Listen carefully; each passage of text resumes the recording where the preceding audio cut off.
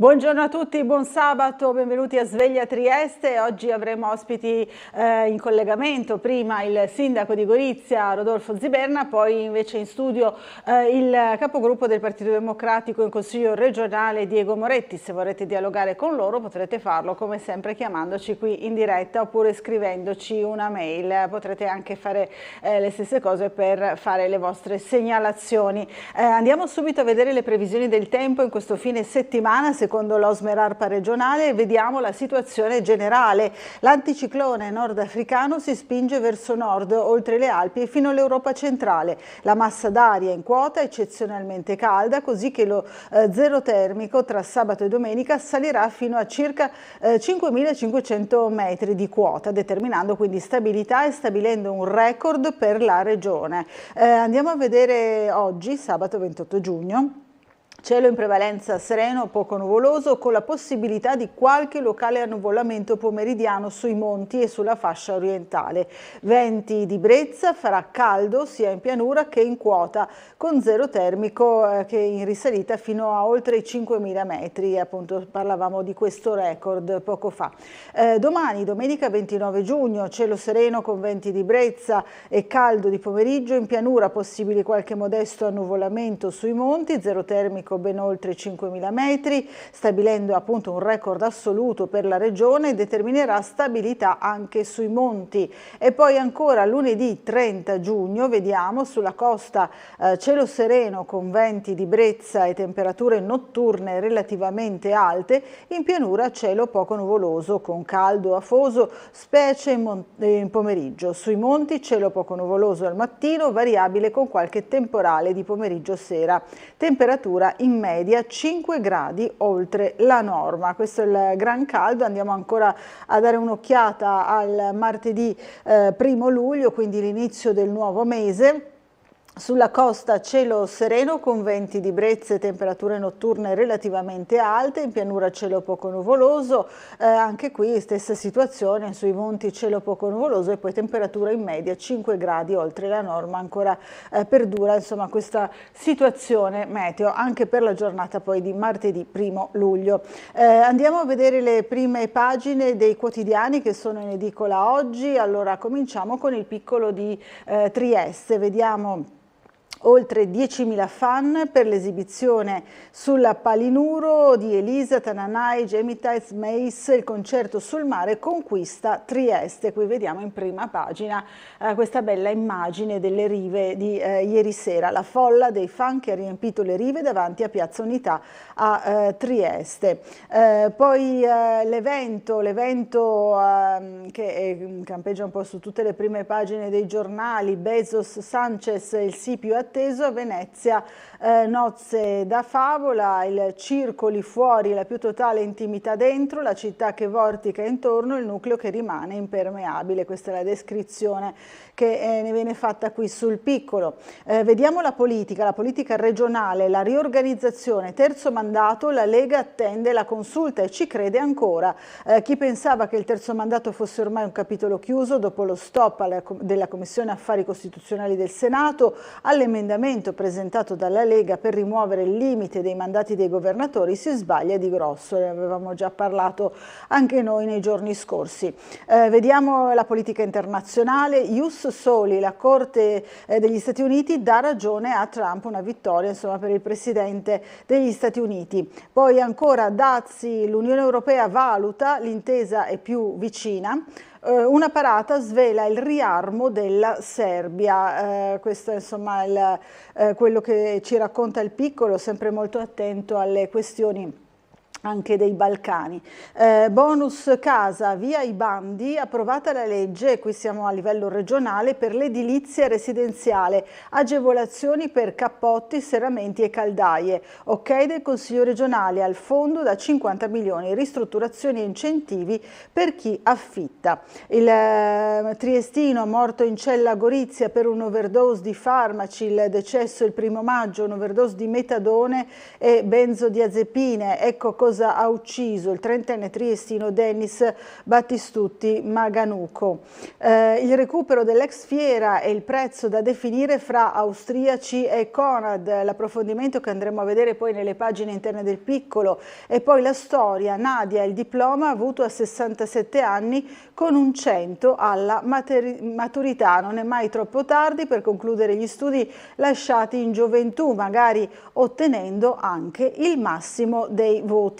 Per lo sport, mister, contratto biennale, triestina, inizia l'era Gorgone. Poi il supercampione della Velas, Pithil, e la sfida dell'Academy. Andiamo a vedere l'edizione Gorizia Monfalcone del Piccolo, sempre un po' tutte le notizie che abbiamo già letto, ma gli approfondimenti appunto sull'Isontino, il rapporto sulla povertà, centri d'ascolto della Caritas, richieste d'aiuto salite del 22%.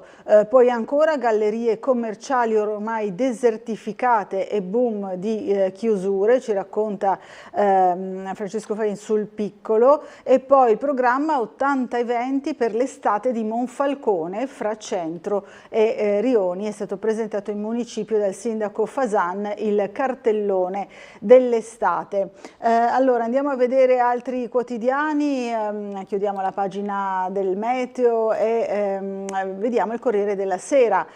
Dunque Dazzi, Trump avverte l'Unione Europea, cittadinanza ai migranti, la Corte Suprema rafforza i poteri del Presidente, il leader USA, Bruxelles imparerà a non essere cattiva con noi, rottura col Canada, poi avvisa l'Iran. Sui dazi il Presidente Trump avverte Bruxelles e rompe con il Canada, sulla cittadinanza ai migranti la Corte Suprema gli dà ragione alla Casa Bianca. Aiuti e vittime, la tragedia nella Striscia, il dossier del Corriere, e poi il corteo Pride in Ungheria, sfida a Orbán, anche politici italiani. Il sondaggio centrodestra in crescita, Fratelli d'Italia il 28,2%, giù PD e 5 Stelle. Il caso, l'inchiesta sui fondi per i film, Villa Pamphili, Kaufman sarà estradato, primo sì all'estradizione dalla Grecia di Francis Kaufman per i delitti di Villa Pamphili, indagine sui fondi del Ministero. Qui vediamo la foto, la vedremo anche in altri quotidiani, Mr. Amazon che favola la festa veneziana di Jeff e Lorraine, il racconto di una giornata speciale tra lusso e ospiti VIP. Decreto sicurezza, la bocciatura della Cassazione, la giustizia, Nordio, sono incredulo. La Cassazione boccia il decreto sicurezza, il ministro della giustizia Carlo Nordio dice sono incredulo, l'opposizione bene così. Andremo a leggere anche questo. E poi le riflessioni, ma che fine ha fatto la serietà di commento di Walter Veltroni. Allora andiamo a vedere la Repubblica, anche qui vediamo la foto, insomma, nell'arte prima di Bezos, il potere invita a nozze, il racconto di Jacopo Veneziani, ma il titolo principale è USA alto là ai giudici anti-Trump. La Corte Suprema limita i poteri dei tribunali di sospendere gli ordini del Presidente, effetti sullo Ius Soli annullato nei mesi scorsi. Budapest, oggi il Pride sfida Orbán sui diritti. La Cassazione boccia il decreto sicurezza provvedimento bandiera del governo Meloni è stato bocciato dalla Cassazione in una relazione dell'ufficio del massimario di 129 pagine. Per i giudici c'è un'evidente mancanza dei presupposti di necessità e urgenza che giustifichino un provvedimento del genere e questo ne inficia la legittimità costituzionale. E criticità sono state riscontrate anche nelle singole disposizioni. Il ministro della Giustizia Carlo Nordio si è detto incredulo. Settimana corta per i deputati, venerdì libero il commento e andremo a vedere. Poi il personaggio Olofsson, il bandito gentile della sindrome di Stoccolma. Qui viene analizzato appunto questo personaggio. Andiamo ancora a vedere poi ora l'Europa spieghi le ragioni del riarmo, invece il commento di Massimo Giannini. Andiamo a vedere, dicevo, un altro giornale, La Stampa, armi e dazi, Trump piglia tutto, anche qui si dà conto insomma di questa vittoria completa insomma, del Presidente degli Stati Uniti. L'Unione Europea nessun rinvio, sia il 10%, ma rivediamo il WTO, c'è l'intesa con la Cina, record a Wall Street. L'Iran alla Casa Bianca, non trattiamo per 30 miliardi, parla Guerini, difesa necessaria, sbagliato contrapporla al welfare. I diritti, Corte Suprema sta con Donald, la nuova America cancella lo ius soli, ed è insomma un qualcosa di un passaggio insomma storico per gli Stati Uniti. La Cassazione demolisce il decreto sicurezza, non c'era urgenza e pene sproporzionate, l'ira di Nordio. Qui vediamo saluti e Bezos, non male insomma come titolo, spiritoso sulla festa di nozze a Venezia con Sanchez e paparazzi scatenati. Andiamo a vedere il Fatto Quotidiano. Putin, taglio le spese militari, ok a Istanbul, in vista dei negoziati con l'Ucraina, la beffa. Il Cremlino rivela di spendere il 6,3% del PIL per la difesa e di volerlo ridurre in 3 anni affidandosi alla produzione nazionale. L'Unione Europea prepara il cappio a Kiev, prestiti e ricostruzione tipo troika in cambio di privatizzazioni. Questa è l'analisi dal punto di vista del Fatto Quotidiano. Vediamo ancora Corte dei Conti, tagliati i controlli contro l'evasione, soldi solo dai condoni. Vediamo ancora Sanchez, vero sovranista, i Melones sparano a vista. Riarmo, la velina Fratelli d'Italia, attaccare il premier spagnolo che difende il suo paese. Dunque il Giornale, immigrazione e sicurezza, i giudici ci riprovano, assalto giudiziario, dice il Giornale, la Cassazione contro il giro di vite alla criminalità e il modello Albania, maggioranza invasione di campo, USA vittoria di Trump sullo ius soli, grande vittoria appunto su uno dei temi a lui più cari, quello dello ius soli. La Corte Suprema ha deciso di limitare il potere dei magistrati di sospendere le decisioni del Presidente USA sul tema della cittadinanza per nascita. Viene messo in parallelo però quello che succede qui da noi per quanto riguarda il decreto sicurezza. Salis smentisce se stessa, non sarà al Pride in Ungheria. Oggi il corteo, poi dazi, gli USA rompono col Canada ma è un avviso anche all'Europa, e poi giù la maschera, 100 di questi Bezos è il titolo. Gioco sporco di mischiare spese militari e welfare, il 5% alla difesa, il commento di Anna Maria Parente, sempre sul Giornale. Vediamo ancora Libero, il Serenissimo, il pacco di Bezos alla sinistra, le nozze si sono fatte, i commercianti si schierano col magnate che ha generato 957 milioni di indotto, e i manifestanti perché invidiano il miliardario. C'è anche qui insomma torna un po' la questione dell'invidia dei ricchi e dei VIP. La prima Amazon è stata Venezia. L'analisi invece più storica di Antonio Socci.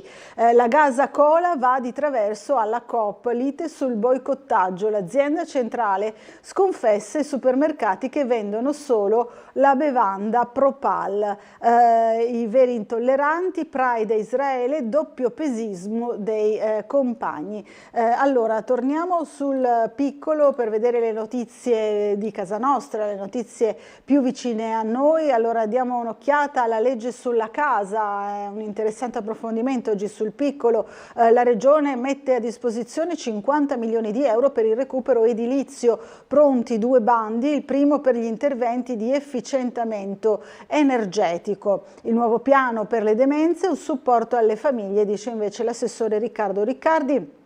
Per quanto riguarda la sanità, un approccio integrato offrendo continuità assistenziale e corsi per gli operatori. Alberghi a 4 stelle, contributi nel Collio per i capoluoghi e comuni UNESCO. Approvato il bando per l'insediamento di strutture ricettive di qualità. Il precedente, pubblicato nel 23, era destinato all'area montana. Qui l'intervento di Serena Pellegrino sull'ambiente, l'appello a tutelare l'ambiente e il paesaggio, il voto voto contrario anche di Furio Onsel.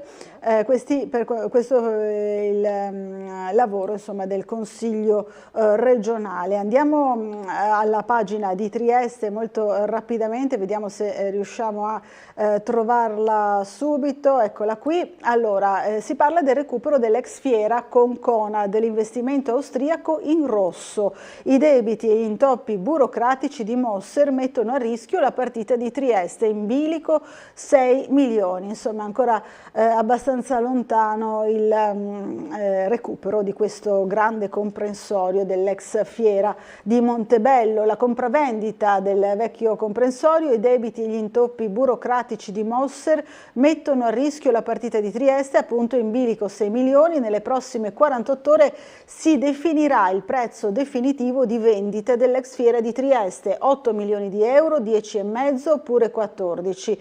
Se ci dovessimo affidare ai bookmaker, consiglierebbero di puntare sulla cifra più bassa, perché l'ex comprensorio di Montebello è sì già stato ceduto dalla Mid Immobiliare alla Commercianti Indipendenti Associati, una delle 5 cooperative del sistema Conad, ma l'accordo economico prevedeva una parte fissa e una variabile, e i presupposti perché gli austriaci imprenditori della Mid incassino anche la parte variabile sono legati alla scadenza del 30 giugno, quindi dopodomani. L'atto di compravendita firmato un anno fa, proprio il 27 giugno del 24, davanti al notaio Ruan, ha quantificato la parte fissa in 8 milioni di euro che sono già stati versati alla stipula del contratto, appunto, dalla impresa, dalla cooperativa che vuole acquistare. Questo ci racconta oggi Laura Tonero sul Piccolo. Vediamo il progetto di urbanizzazione, la delibera ora in consiglio, l'iter per il via libera al piano. La giunta comunale ha approvato la delibera sul PAC dell'ex fiera il 23 aprile scorso. Vediamo anche la cronaca: triestino morto in cella a Gorizia, ucciso da un overdose di farmaci. Il trentenne Denis Maganucco ha assunto un mix di metadone e benzodiazepine, esposto in procura. Accertamenti sul giro di spaccio tra detenuti e sulle modalità di soccorso al giovane. Qui vediamo una foto del carcere di Gorizia. E poi vediamo anche l'altra notizia di cronaca che abbiamo dato anche noi nella giornata di ieri, nel telegiornale di ieri: schianto a Montedoro, lo scooterista resta grave. L'incidente di giovedì sera versa ancora in gravi condizioni lo scooterista triestino che giovedì sera si è schiantato contro un palo segnaletico nei pressi della galleria di via Flavia di Stramare, poco dopo il centro commerciale Montedoro. Non so se possiamo rivedere insieme il servizio realizzato da Gianluca Paladini. È gravissimo, in pericolo di vita l'uomo che ieri sera in sella al proprio scooter si è schiantato contro un palo in via Flavia di Stramare, vicino al centro commerciale Montedoro.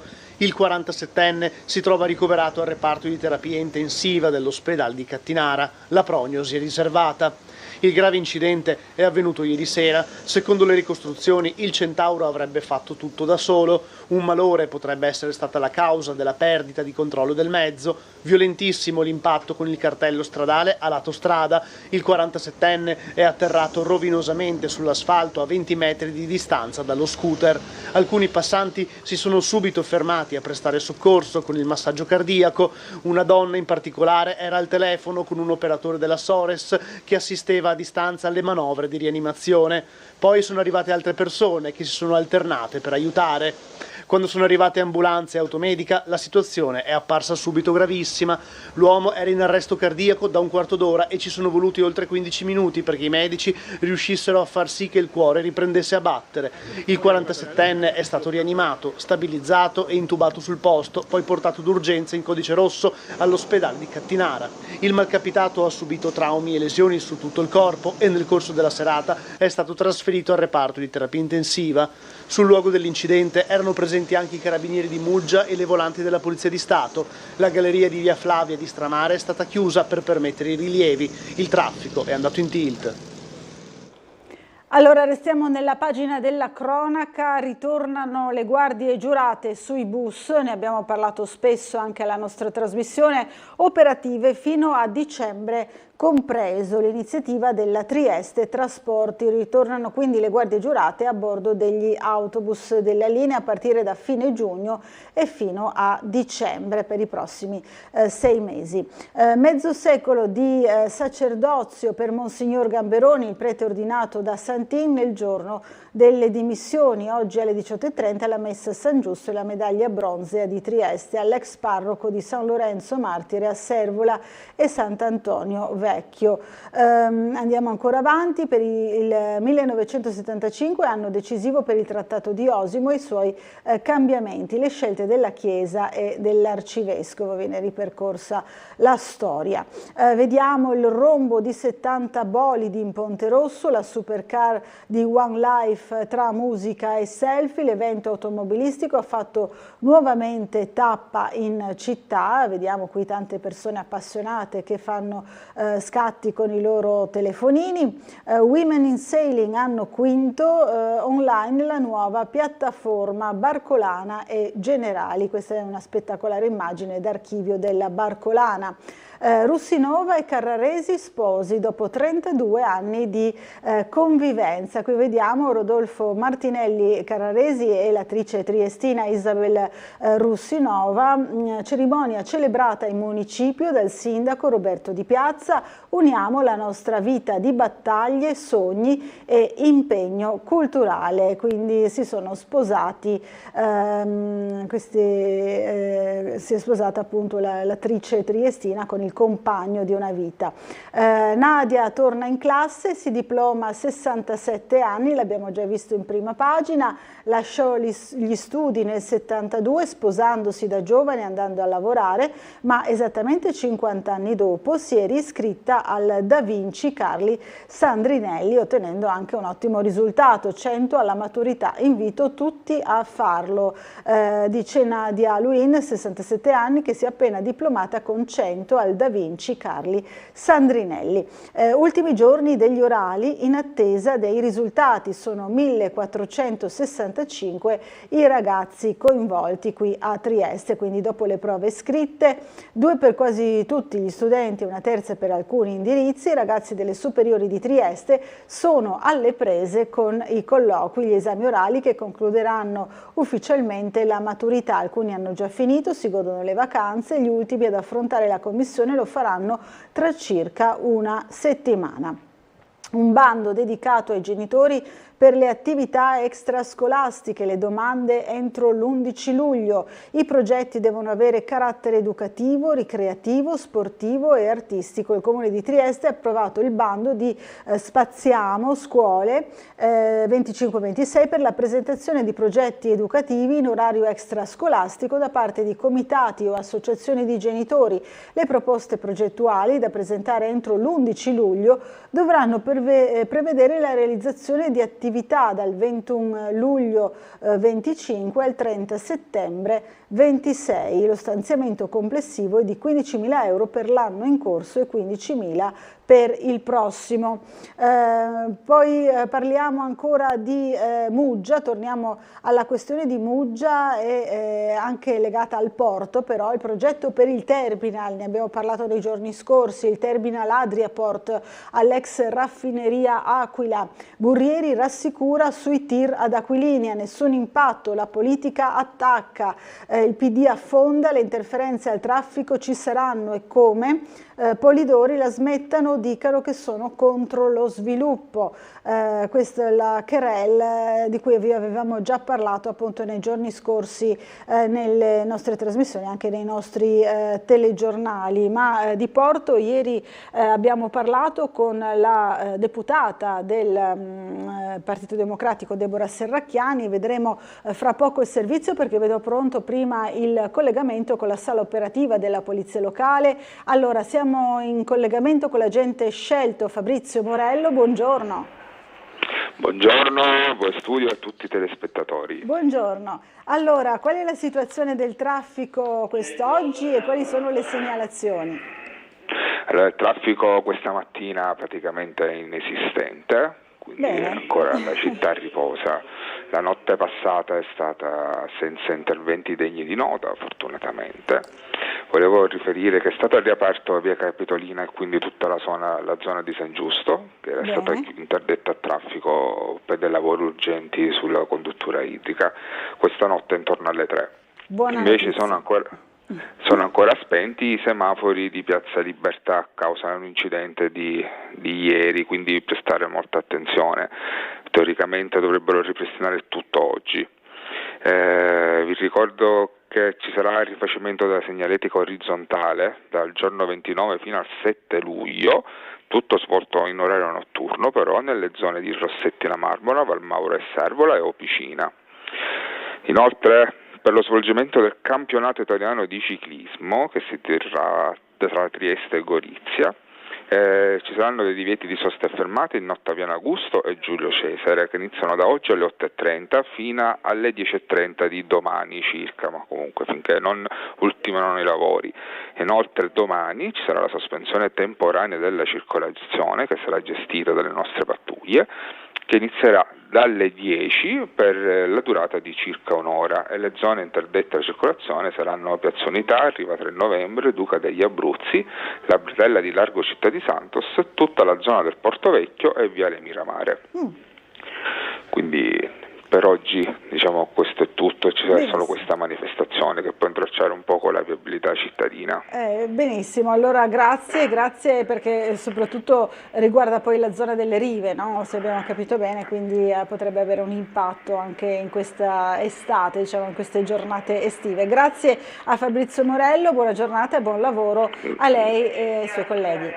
Grazie a voi, buona giornata. Grazie, buona giornata. Vi dicevo del porto, della questione dell'esclusione di Torbianelli e di tutto quello che sta accadendo per quanto riguarda appunto i vertici delle autorità portuali. Ne abbiamo parlato, dicevo, a Ring con la deputata del Partito Democratico, Deborah Serracchiani. Allora rivediamo il servizio. Il fatto che io abbia scelto Zeno D'Agostino credo che venga riconosciuto da tutta la città, sì, dalla quindi regione, è la politica che sceglie, cioè è un ruolo che ma la politica determina la politica. Ma la politica non ha scelto la politica ha scelto il manager che stava in campo migliore possibile, che ha lavorato al meglio possibile.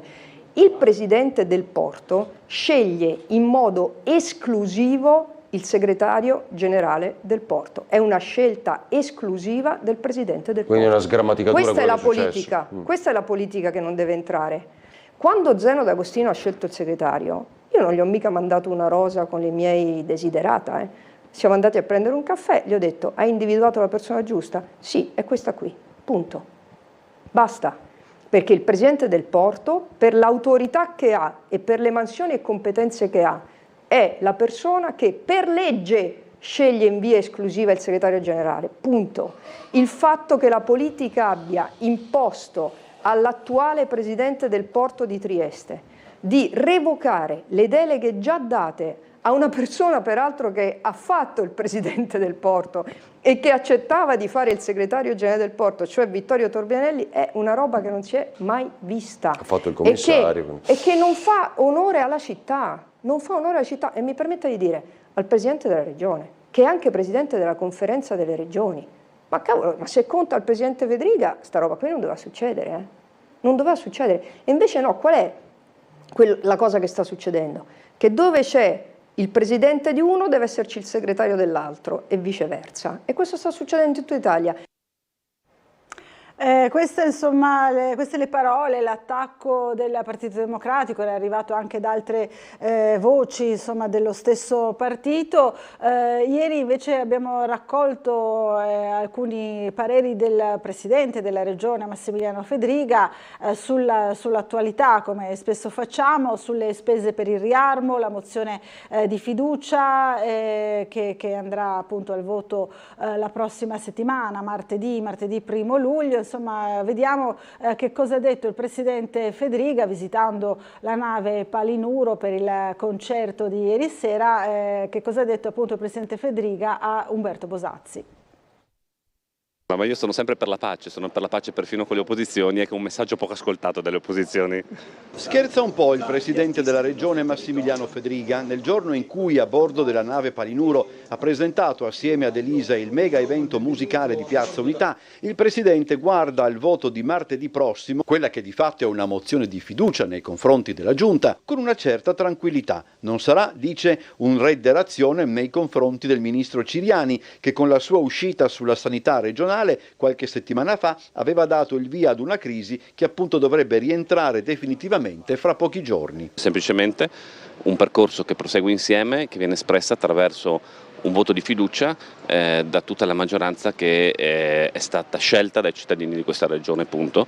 Vogliamo andare avanti esattamente come abbiamo fatto in questi anni, penso con risultati anche apprezzati dalla comunità del Friuli Venezia Giulia. Parlando con i giornalisti, Fedriga si è soffermato anche su questioni di politica internazionale. Ma la pace va sempre bene, l'importante è che non sia una pace di parte e quindi mi aspetto, se si invoca la pace, penso che tutti siamo d'accordo e tutti lavoriamo in tal senso.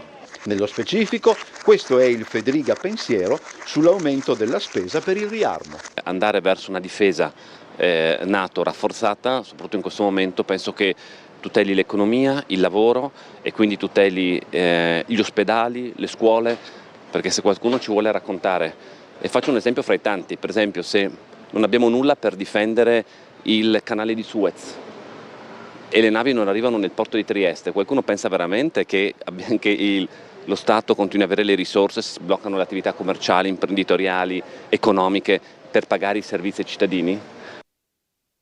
Dobbiamo fermarci per una piccola pausa pubblicitaria, restate con noi.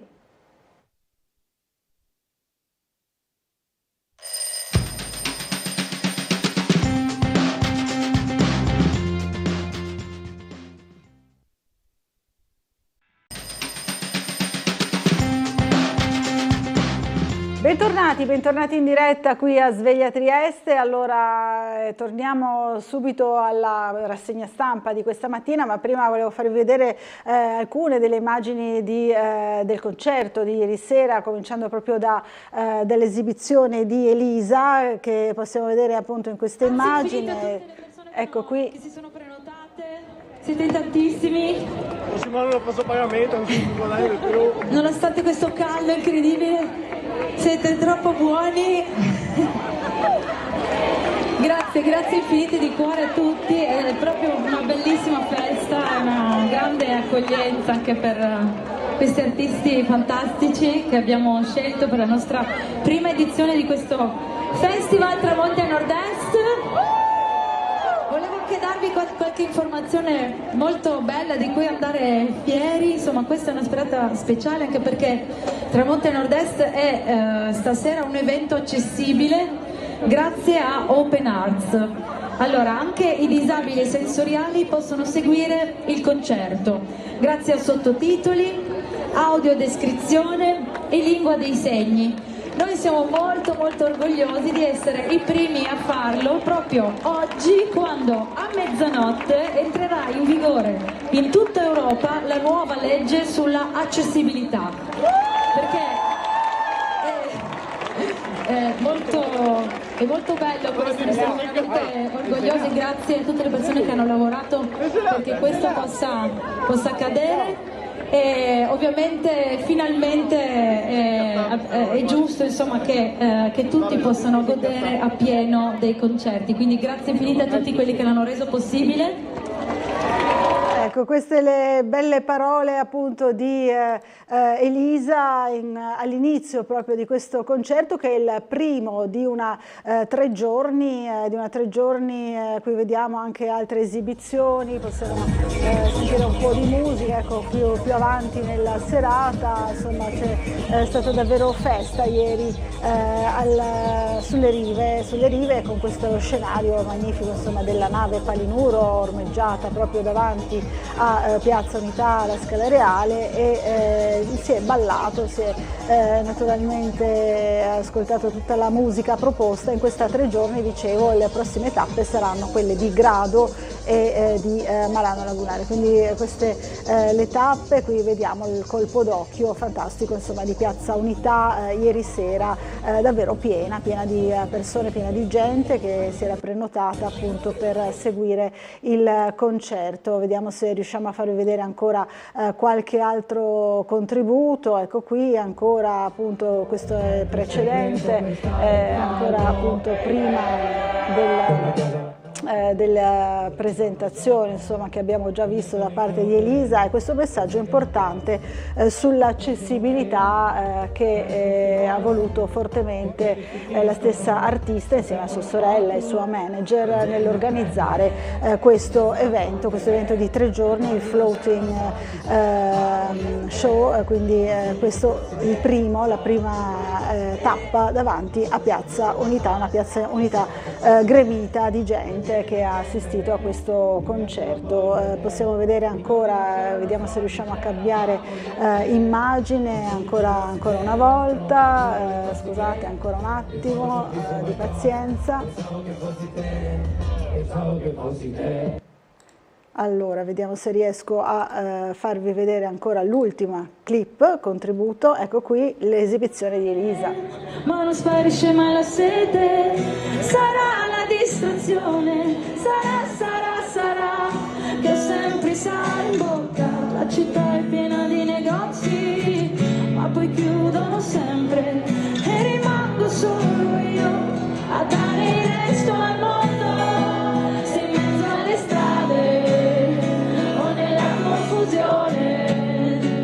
Piovesse il tuo nome, io una lettera per volta vorrei bere, in mezzo a 1000 persone, stazione dopo stazione, se non scendo quella giusta è colpa tua.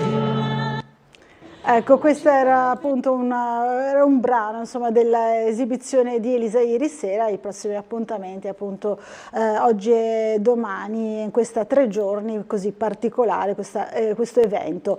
Torniamo alla lettura dei giornali, torniamo alle pagine del Piccolo di Trieste per vedere i comuni vicini, in particolare Muggia, dal mini basket al baskin. Ecco, Muggia Estate edizione 16, in programma dal 1 al 5 luglio grazie a Pallacanestro Interclub Muggia, con la coorganizzazione del comune, 225 gli atleti in 19 squadre. Poi ancora il grande ritrovo degli ex giocatori dello Zaule 67, da oltre 20 anni il gruppo organizza l'appuntamento con l'allora presidente Gianni. Interrogazioni sui paletti a Canovella, ci spostiamo invece nel comune di Duino Aurisina. Leggi violate, rivolgersi alla procura dopo la riduzione dei parcheggi usati dai bagnanti. Il sindaco Gabrovez risponde ai quesiti di alcuni consiglieri sulla legittimità delle limitazioni poste dai residenti lungo la strada che porta al mare. È in corso l'iter per la suddivisione degli spazi. Con l'estate riesplode un'annosa questione mai affrontata in modo definitivo. Gli abitanti hanno blindato una porzione della carreggiata con catenelle e lucchetti, vediamo qui appunto per far fronte all'assalto insomma, delle macchine nel periodo estivo. Ancora andiamo avanti, ci spostiamo sul Piccolo di Gorizia, ma per tornare ancora una volta a questo provvedimento sulla casa e ai bonus appunto per le abitazioni per i privati. La Regione mette a disposizione 50 milioni di euro per il recupero edilizio, pronti 2 bandi, il primo per interventi di efficientamento energetico, ma non solo, ce ne siamo occupati anche noi ieri per quanto riguarda appunto gli incentivi all'edilizia privata, un servizio di Gianluca Paladin che ora vi riproporremo con tutti appunto gli interventi dalla Regione, 50 milioni di euro per la rigenerazione del patrimonio edilizio privato, un provvedimento con una dotazione appunto di 50 milioni di euro che rappresenta un passaggio per la rigenerazione del patrimonio edilizio. Rivediamo il servizio. Abbiamo approvato un provvedimento con una dotazione di 50 milioni di euro che rappresenta un passaggio fondamentale per la rigenerazione del patrimonio edilizio privato, la riduzione del consumo di suolo e l'efficientamento energetico in Friuli Venezia Giulia. È il commento dell'assessore a infrastrutture e territorio Cristina Amirante al DDL 36, interventi volti a favorire il recupero, la riqualificazione o il riuso del patrimonio immobiliare privato. La finalità è mettere a disposizione un patrimonio sicuro da un punto di vista sismico ed efficientato da un punto di vista energetico, per chi è già residente ma anche per chi vuole venire ad abitare in Friuli Venezia Giulia, persone che avranno a disposizione dei pacchetti di alloggi disponibili sul mercato immobiliare, in particolare per quanto concerne le locazioni con canoni a prezzi calmierati, con formule 3+2, adatte alle giovani coppie o a chi ha un primo incarico professionale. Così, continua l'assessore, vogliamo incidere sulle città per evitare che ci siano troppe abitazioni destinate esclusivamente al turismo, sui centri più piccoli per contrastare il trasferimento della popolazione dai paesini verso gli insediamenti più grandi e sulle tematiche legate all'abbandono della montagna.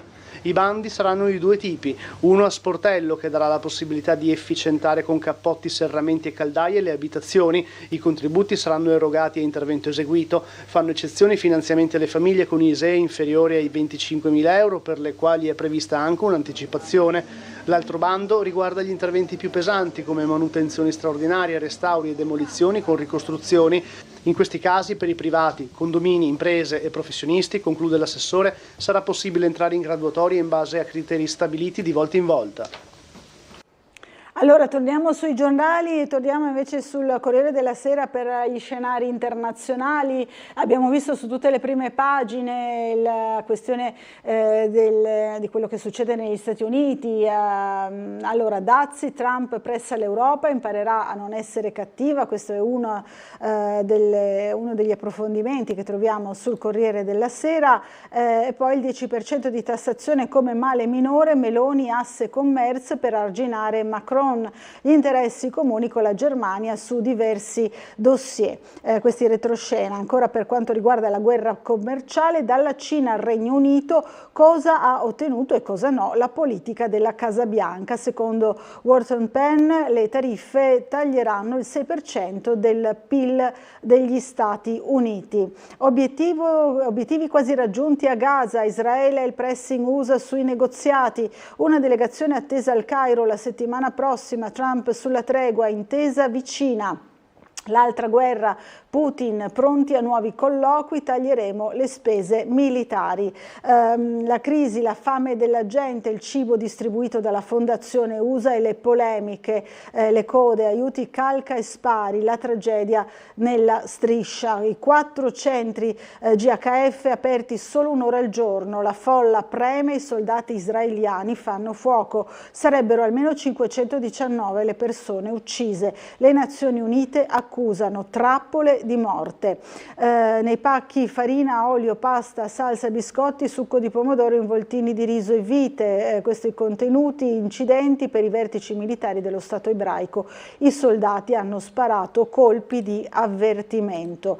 Ancora, Trump ha salvato Khamenei dalla morte. Il presidente USA, Iran, paese senza futuro. Secondo la CNN c'è una proposta da 30 miliardi sul nucleare. Sempre nel quadro del Medio Oriente in fiamme, il regime decapitato, la teocrazia ricorda le vittime dell'operazione Rising Lion.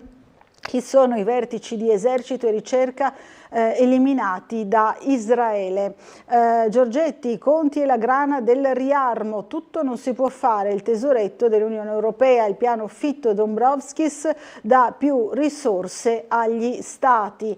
Ancora Jeff Lorini, VIP e la festa sull'isola, lei alle amiche, è una favola. Venezia, ieri la Fondazione Cini, alla Fondazione Cini la cerimonia per lo scambio degli anelli con le canzoni di Matteo Boccelli. Stasera l'ultimo party all'Arsenale e qui vediamo alcuni ospiti VIP, tra cui anche la star Leonardo DiCaprio e molti altri. Insomma, oggi il corteo, la guerra, un affare, la protesta e qui un poster, insomma, il manifesto che è comparso in giro per Venezia. Fra i rinforzi Elvis, il cane fiuta bombe, qui i controlli appunto per per la sicurezza dell'evento. Sorpresa Bill Gates in fila per vedere l'uomo vitruviano alle gallerie dell'Accademia. Qui vediamo altri VIP presenti, tra cui Stefano Gabbana e Matteo Boccelli, il figlio di Andrea, che ha cantato ieri sera alla festa sull'isola di San Giorgio. Ancora fiero di averli qui, spero che tornino. La sinistra in primavera si vota. A Brugnaro ci accusano di avere militarizzato la città, ma qui c'è la figlia di Trump. Ancora la svolta della Corte Suprema invece assiste Trump sull'immigrazione, l'altro titolo che abbiamo visto in prima pagina su tutti i quotidiani. Il presidente trionfale, una vittoria gigantesca contro la truffa della cittadinanza. Ancora andiamo avanti, sempre Trump, le sentenze che ampliano i poteri del presidente e limitano quello dei giudici. Il leader americano tasta il terreno per capire fin dove può spingersi. Regionali, sfida sulla data del voto, i partiti trasversali dei presidenti, il governatore della Campania e Zaia a favore dello slittamento, Forza Italia e Schlein no. Qui vediamo appunto la situazione di cui vi abbiamo già parlato anche negli scorsi giorni nei nostri telegiornali. De Luca e Gianni, gemelli diversi, e l'analisi di Maria Teresa Meli. Ancora sempre sul Corriere della Sera, il 45esimo anniversario, Mattarella su Ustica, per la verità sollecitiamo i paesi amici. Il Pride, il giorno della parata anti-Orban, e lui: ci saranno conseguenze legali. Tensione a Budapest, dove oggi sfilano diversi parlamentari, anche italiani, l'allerta dell'ambasciata. E qui vediamo un'immagine di una manifestazione di attivisti sostenitori della comunità LGBTQ+, quando sfilò in corteo per le vie di Budapest nel 22. A Milano, Salis contro Salvini, archiviata la querela, la decisione dei garanti, violato lo statuto, Pisa, caos all'assise PD. Allora torniamo sul piccolo, vediamo ancora le notizie appunto sul piccolo relative alla giornata di ieri, però allora vediamo 5 anni dallo stop alla Ferriera, 5 Stelle Fratelli d'Italia se ne contendono i meriti. Conte al laminatoio, chiusura senza posti di lavoro persi. Scoccimarro, l'impegno è stato di tutti, l'aveva ricordato anche ai nostri microfoni l'assessore all'ambiente della regione. Ieri invece c'è stata appunto la visita di Giuseppe Conte insieme all'allora Ministro dell'Industria Stefano Patuanelli, che fisicamente insomma firmò quell'accordo che poi portò alla chiusura della Ferriera, alla dismissione, alla riconversione dello stabilimento siderurgico. Allora risentiamo insieme le sue parole. Diciamo anche che è stata una chiusura chiesta dalla città, dalla comunità locale, ma da noi ovviamente avallata, e qui c'è l'ex ministro Patuanelli che ha avuto gran parte nel fare sistema, nel definire un accordo di programma, nel dare una prospettiva di rigenerazione urbana, riconversione industriale contenuta per quanto riguarda l'occupazione. Qui non si è perso di fatto un posto di lavoro, si è tutelata la salute, si è protetto l'ambiente, perché ovviamente abbiamo, cancellando l'aria a caldo, tutto un processo di decarbonizzazione che è stato realizzato. Diciamo che è un modello, questo qui, che dovremmo esportare altrove e che sarebbe piaciuto esportare altrove, e lo stavamo facendo, poi sono interrotti ovviamente la possibilità di continuare l'attività di governo, l'azione di governo. Queste le parole dell'ex premier, l'ex presidente del Consiglio Giuseppe Conte. Allora, torniamo sul giornale, sempre sul piccolo, le pagine regionali. A giugno caldo intenso anomalo, si annuncia un'estate torrida. Il docente Pasini analizza la situazione. L'uomo può intervenire per frenare l'aumento della temperatura sulla terra, dice il climatologo e ricercatore al CNR. Sotto qui vediamo un ventaglio contro il caldo, alcune immagini che spesso corredano insomma questo tipo di servizi. A nord-est forte contrasto termico, l'Alto Adriatico è surriscaldato, ciò può causare violenti temporali e piogge, insomma ce ne siamo accorti anche in questi giorni di fine giugno. Possiamo andare anche a rivedere il nostro servizio proprio sul massimo livello di allerta per il caldo, sempre a cura di Gianluca Palladin. Temperature bollenti dal nord al sud dell'Italia, con il caldo che aumenterà nel weekend. Per domani è infatti previsto il bollino rosso in 17 città, mentre domenica le città in rosso per le ondate di calore salgono a 21 su un totale di 27 monitorate dal Ministero della Salute con bollettini giornalieri. Fra queste c'è anche Trieste. Domani il capoluogo regionale sarà da bollino rosso con il livello di allerta 3.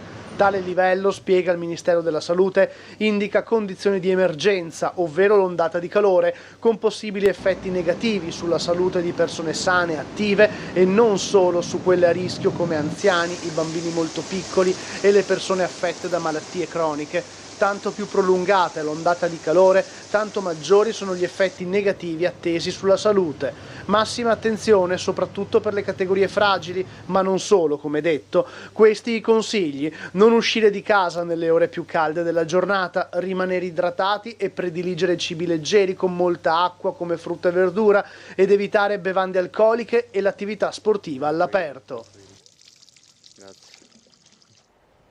Allora, queste appunto le informazioni, ma torniamo proprio al concerto di Elisa. Abbiamo visto prima le immagini, prima ho dato un'indicazione errata sulle prossime tappe, perché una sì è quella di Grado che sarà domani, ho invertito insomma le date, mentre oggi è quella di Marina Iulia, quindi nella laguna davanti a Marina Iulia e poi nella laguna di Grado. Più di 180 barche per i live galleggianti, questi live pensati proprio sul mare. Oggi e domani sold out già per gli specchi d'acqua delimitati sia a Panzano che a Grado.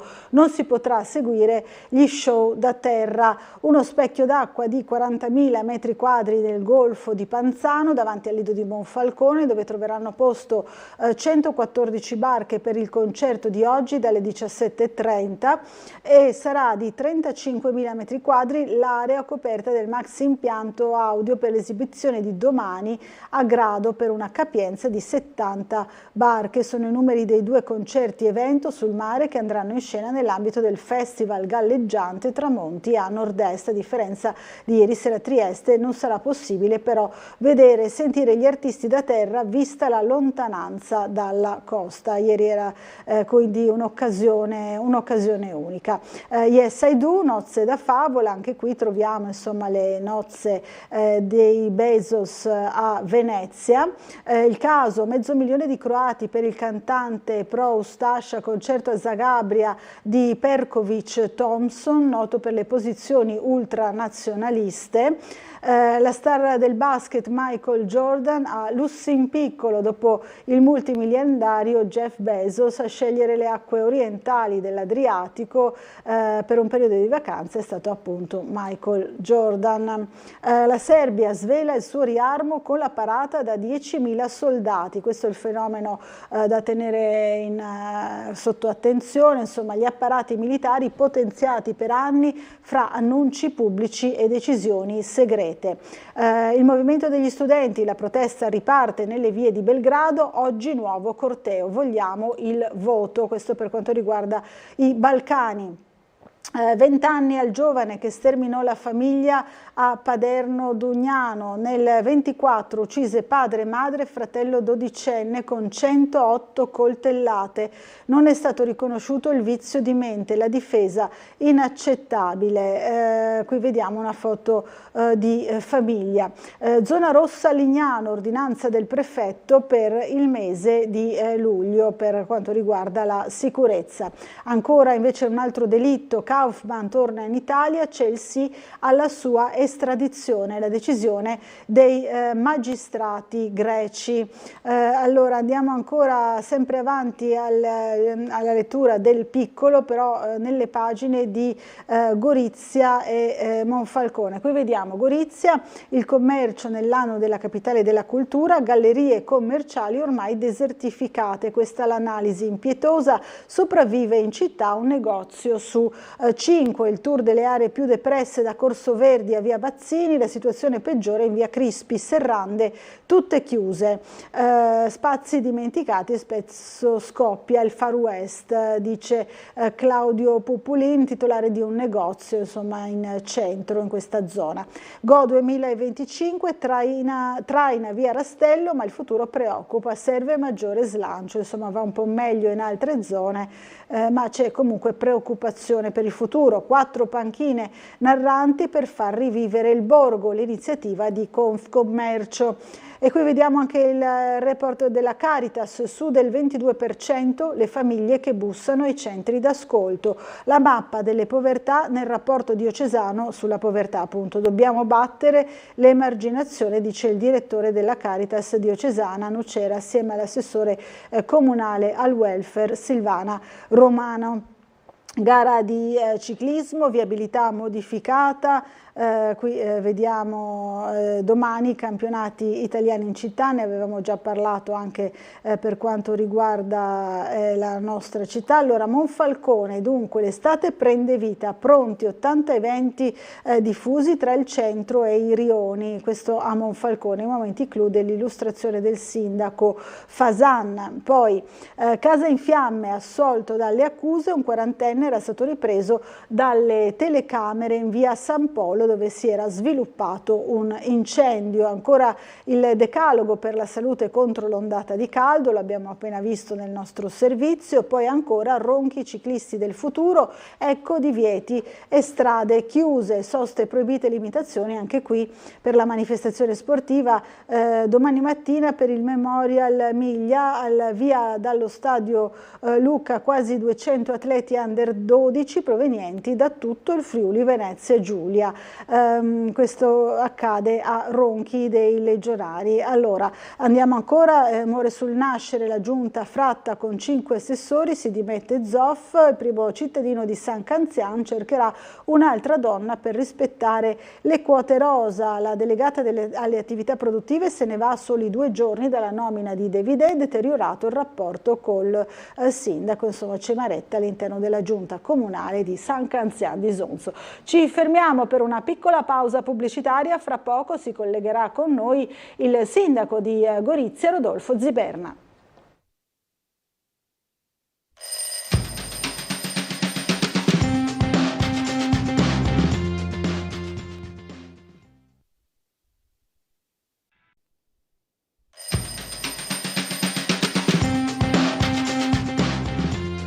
Bentornati in diretta qui a Sveglia Trieste. Allora diamo subito il buongiorno al sindaco di Gorizia Rodolfo Ziberna. Buongiorno cara Laura, buongiorno studio, buongiorno di tantissimi telespettatori. Grazie di essere qui questa mattina. Insomma, stavamo parlando di un po' di deficit di sonno, no? Nei vari impegni. Questo anno della cultura è bello impegnativo, però sta dando anche tanti frutti, vero sindaco? È abbastanza insomma... Ci mancherebbe che non fosse impegnativo l'anno della cultura. Avevo già messo ovviamente nelle previsioni, anche perché 1 migliaio di eventi realizzati nel corso dell'anno sono oggettivamente tanti. Se poi si moltiplicano questo migliaio di eventi per riunioni organizzative, conferenze stampa e gli eventi stessi, che poi sono degli eventi che durano diversi giorni, possiamo comprendere come abbia un deficit di sonno. Però una parte del deficit di sonno di una parte è responsabile anche Trieste, perché l'altro ieri sera sono venuto bellissimo a Trieste a vedere Cirque du Soleil, bellissimo spettacolo, valeva davvero la pena, anche perché io sono sempre stato un contrario, so che tanti cittadini non lo apprezzeranno, ma contrario al circo che utilizza gli animali per tutta una serie di... Rammenterà che in veste diversa in Consiglio regionale prima ancora avevamo presentato delle proposte proprio per non consentire l'uso degli animali, altamente diseducativo anche nei confronti dei bimbi, perché non lo dico io, esperti sostengono che i bimbi che assistono a spettacoli in cui vengono utilizzati gli animali, questi bimbi possono coltivare più di altri quel fenomeno, ad esempio, del bullismo. O anche quando guardiamo gli animali, che comprensibilmente vive in carcere, perché gli spazi per gli animali questi sono, quando girano in continuazione su se stessi, non lo dico io, ma è significa che quell'animale oggettivamente sta male. Non Però, sta bene, sicuramente, infatti. Bravi tutti quegli artisti, oltre che atleti, che senza essere costretti a utilizzare gli animali, grazie alle loro competenze, con conoscenze, riescono davvero ad affascinare un pubblico. È uno spettacolo da vedere, insomma. Poi parleremo anche di altri spettacoli, perché insomma anche Casa Rossa mi sembra che non sia da meno come non abbiamo usato animali. È vero, anche in questo caso non sono stati usati animali, è assolutamente animal free. Allora, abbiamo una telefonata, Sindaco. Pronto, buongiorno, chi è in linea con noi?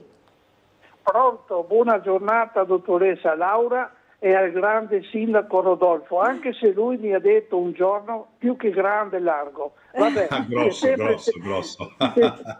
C'è sempre tempo per iniziare una dieta, un suggerimento non richiesto da Claudio Visentino. Caro sindaco. Claudio, noi non ci vediamo da un po', se non in televisione, però da un anno a questa parte mi sono messo di buzzo buono, come si dice, perché sono riuscito a perdere 30 kg, intendo perdere ancora un 7. Insomma, mica poco. Prego, Claudio. Bene e bravo. Caro sindaco, delle mie semplici considerazioni o domande. Quali sono i progetti e le iniziative in corso per migliorare la sostenibilità ambientale della città e ridurre l'impatto dell'inquinamento? Quale strategia intende adottare per sostenere e favorire la ripresa economica locale? Cosa sta facendo l'amministrazione comunale per promuovere la collaborazione come capitale della cultura e favorire lo sviluppo economico e culturale della regione, come ad esempio il Teatro Tenda? Ho finito. Come vede, le domande sono facili. Buon lavoro e buone ferie anche da mia moglie Graziella. Grazie Claudio, un come abbraccio. Come ha detto anche Laura, si domande da niente e da convegno. Sì, da convegno, certo. Allora, vogliamo rispondere almeno a qualcuna, insomma, delle domande del nostro Claudio. Parlava della sostenibilità ambientale, importantissima all'interno di tutte quelle che sono magari anche le nuove opere, no? A Gorizia, la ripresa economica e poi la partita, insomma, di Go 2025, e ha citato anche il Teatro Tenda. Tante cose, sostenibilità ambientale, perciò parliamo di abbattimento, polveri sottili, eccetera, eccetera. La nostra scelta è stata quella di, visto che mi pare intorno al 25-30% delle polveri sottili, che quelle che sono determinate, provocate dal traffico veicolare in una città, derivano da quel traffico che sta cercando posteggio. Questi sono, non lo dico io, ma sono i calcoli che viene fatti dai tecnici. Ecco perché a brevissimo inaugureremo il posteggio di Via Manzoni, che entrando in città, su 2 piani, chiunque potrà posteggiare immediatamente lì, senza nemmeno bisogno di entrare proprio in città, con la possibilità di oltre 200 stalli, e in 3-4 minuti arriverà esattamente dove deve arrivare. Gorizia, peraltro, non ha mai avuto problemi di posteggio. Stiamo lavorando tanto su piste ciclabili, sugli spazi verdi, che consentono naturalmente una maggior sostenibilità e vivibilità della città. A brevissimo, nel mese di luglio, inaugureremo la Valletta del Corno. Sono 13 ettari che una volta era un bosco impenetrabile, letteralmente impenetrabile, come sa.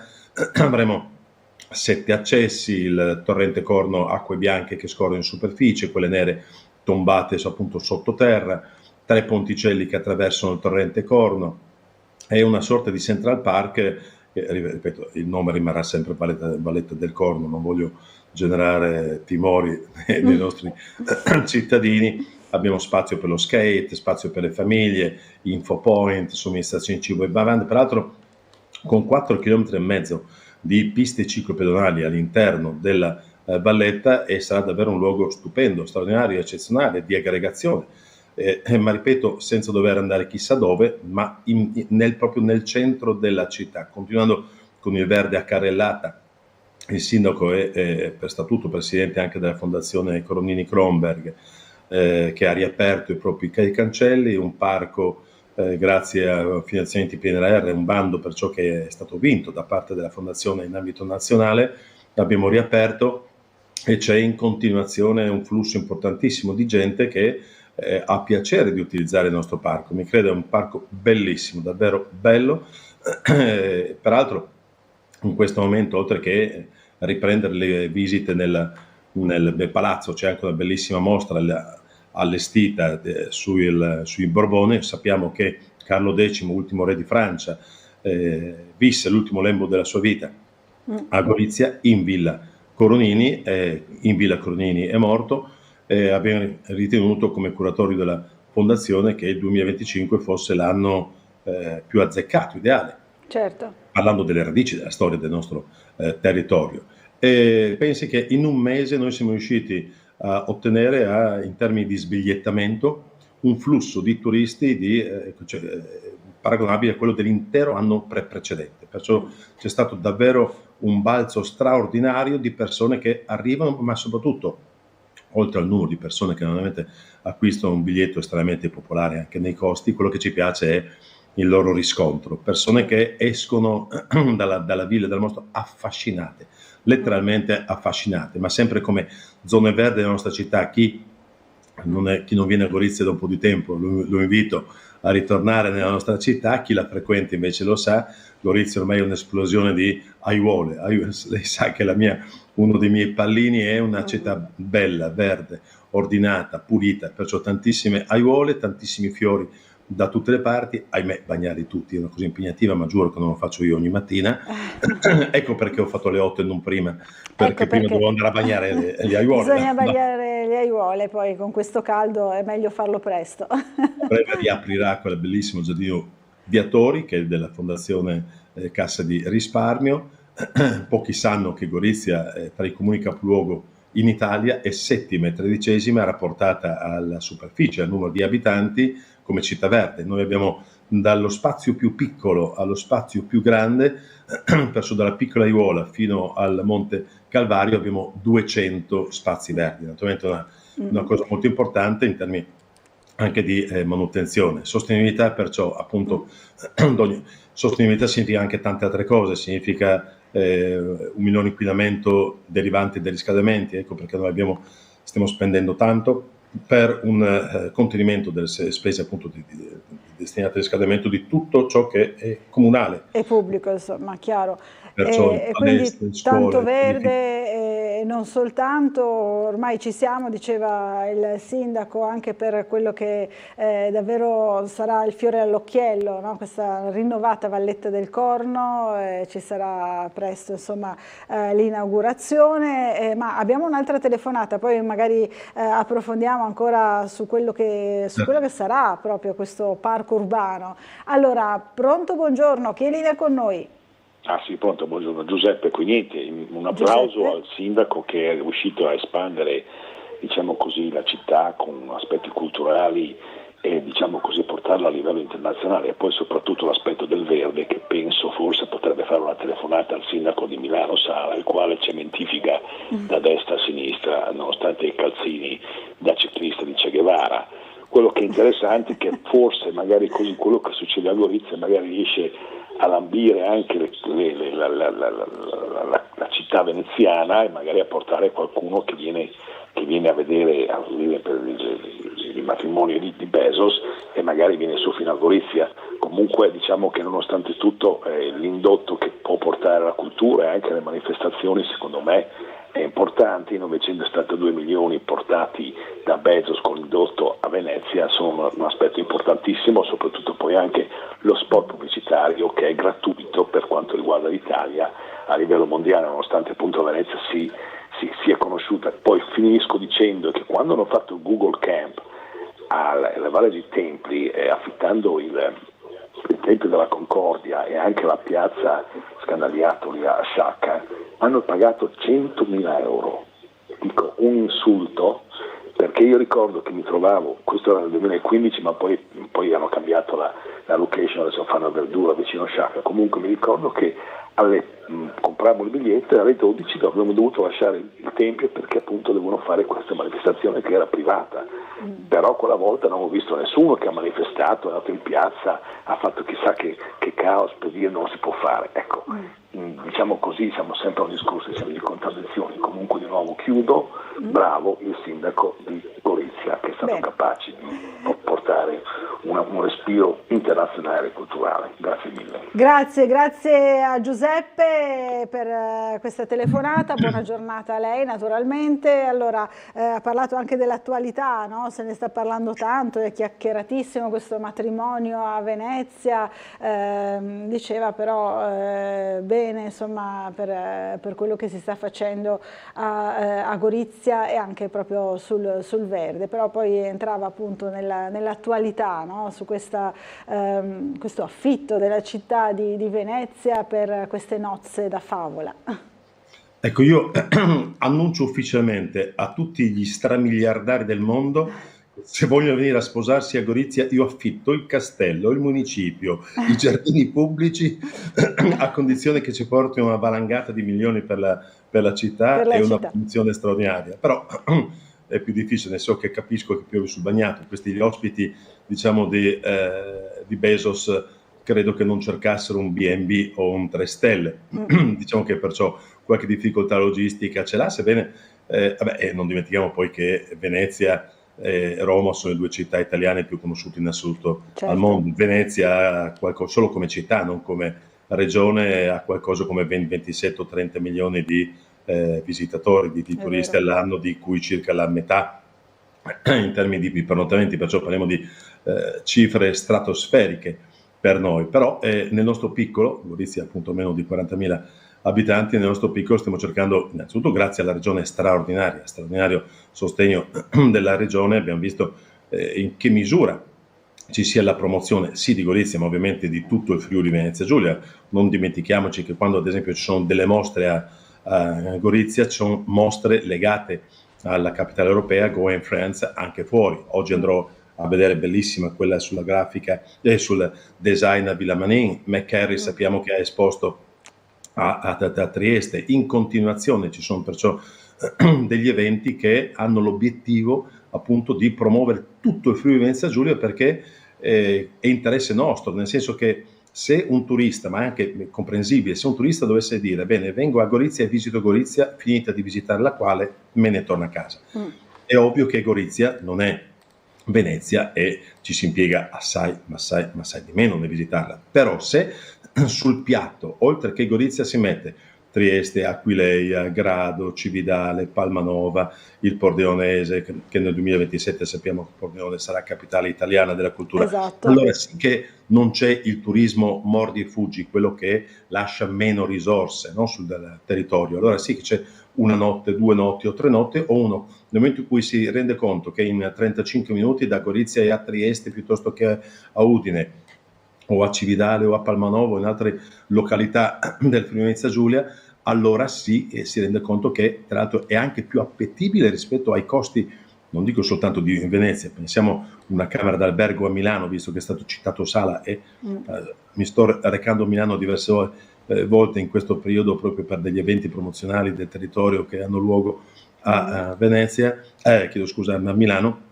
Sono dei prezzi proibitivi, ecco, perciò con una notte di pernottamento a Milano uno sta 4 giorni probabilmente in Friuli Venezia Giulia, o 2 giorni sicuramente, ecco. Perciò il riuscire, sono 2 turismi completamente diversi ovviamente, però anche ad esempio i concerti, concerti hanno una grande capacità attrattiva, abbiamo visto abbiamo Casarossa, no?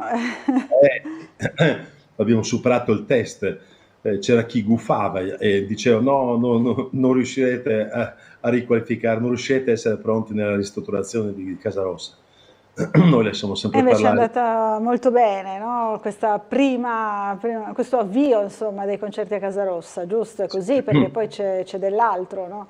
Bueno, il 23 e 24 giugno abbiamo fatto, chi conosce Gorizia si ricorderà come Casarossa fosse un posteggio desolante, asfaltato e basta, con un edificio in mezzo. Casarossa, tra l'altro, per i goriziani è sempre stato un luogo di transito verso l'ex Jugoslavia, Certo. la Slovenia, più ancora che via San Gabriele, che è un confine interno. Eppure Forse oggi, più simbolico, ma insomma meno percorso, no? Quello di San la Gabriele. Domenica delle Scope. Infatti. Allora, a proposito di Casarossa, c'è subito Marco Englaro che ci invia la vignetta, che ha visto che bel palco alla Casarossa, sconcertante. Lui gioca sempre, no, sulle parole, sul fatto dei concerti. Beh, Englaro è favoloso. Fantastico, grazie a Marco Englaro, subito sul pezzo, fra l'altro, no? Stavamo parlando così subito. Stupendo, perché è sempre piacevolissimo. Ha fatto bene. Non l'avevo vista, anche perché appunto mi sono alzato più tardi oggi per le ragioni del deficit di sonno, dell'incipit iniziale. Che dicevamo prima. Abbiamo visto oggi come Casarossa è bellissima, dal suo perimetro ciclopedonale, le piantumazioni, queste collinette, ma bello, davvero. Mancano ancora delle piccole cosette che aggiungeremo nel corso dei prossimi mesi. Oggi è una zona completamente riqualificata, come tante altre zone della città. E si è visto anche comunque adatta ad accogliere eventi di questo tipo, no? Comunque, assolutamente sì. Perché quello sarà appunto è stata riqualificata pensando ovviamente sì ad ospitare attività fieristiche o merceologiche, mercati che ci sono, ovviamente posteggio, perché ottimizziamo sempre gli spazi e le risorse, ma 10.000 persone stanno comodamente in quella piazza, 10-11.000 persone, che poi è il target che interessa a noi, in attesa del campovolo aeroporto, che sarà ormai il prossimo anno, perché come sappiamo il problema qual è? Che se noi pensiamo all'aeroporto Duca d'Aosta, appunto il cosiddetto campovolo, come sito per grandi concerti da 40, 50, 60.000 persone, sappiamo che per attrarre questo importante numero di persone bisogna avere dei nomi di grande richiamo. Un nome di grande richiamo, firmi il contratto non 3 mesi prima, un anno prima, l'anno prima per l'anno dopo. Però se non abbiamo contezza, se non abbiamo certezza assoluta che gli spazi siano pronti, nessuno rischia di gettare via penali molto importanti. Ecco perché quando parliamo di opere pubbliche non si può mai essere certi, perché basta trovare una bomba, come noi a Gorizia si trova con frequenza, spesso, no? E rinvia tutto di 3 mesi o 4 mesi. Basta trovare poi amianto, sono 1000 le incognite che ci possono essere, e perciò non è possibile dire facciamo un contratto con una star per luglio-agosto, noi in giugno dovremmo finire i lavori. No, perché quel giugno può diventare anche ottobre, novembre, dicembre. Purtroppo accade spesso, insomma, l'incognita è sempre dietro l'angolo. Pensi ad esempio Piazza della Transalpina, abbiamo rinvenuto 6 o 7 bombe. È vero, sì. Con tutto il protocollo che poi ne impone, perciò il perimetro, il brillamento, insomma l'eliminazione del potenziale pericolo, giustamente. Allora, mentre ci raccontava insomma di Casarossa, abbiamo visto però le pagine oggi del Piccolo, no? Che fa un'analisi di quelle che sono le gallerie commerciali che sono ormai desertificate, scrive il Piccolo, sopravvive in città un negozio su 5 in queste gallerie, insomma, cittadine.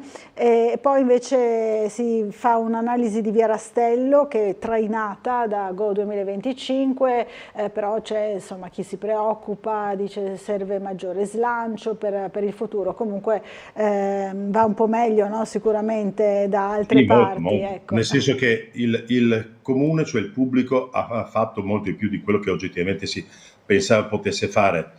È ovvio che per quanto riguarda questo tipo di attività è solo il privato, nel senso che il comune non può ovviamente aprire attività commerciali. Ecco, Via Rastello, innanzitutto partiamo anche da una situazione oggettiva, cioè Gorizia, anzi 2 condizioni oggettive. Confcommercio nazionale ci dice che negli ultimi anni abbiamo perso qualcosa, mi pare come il 30% delle attività commerciali, perché per 2 principali ragioni. Uno, perché ci sono state una nascita importante dei centri commerciali, appunto, che perciò hanno una grande capacità attrattiva rispetto al negozio di prossimità, no? All'esercizio di prossimità, e l'altro e-commerce che oltre che sposarsi a Venezia, il signor e-commerce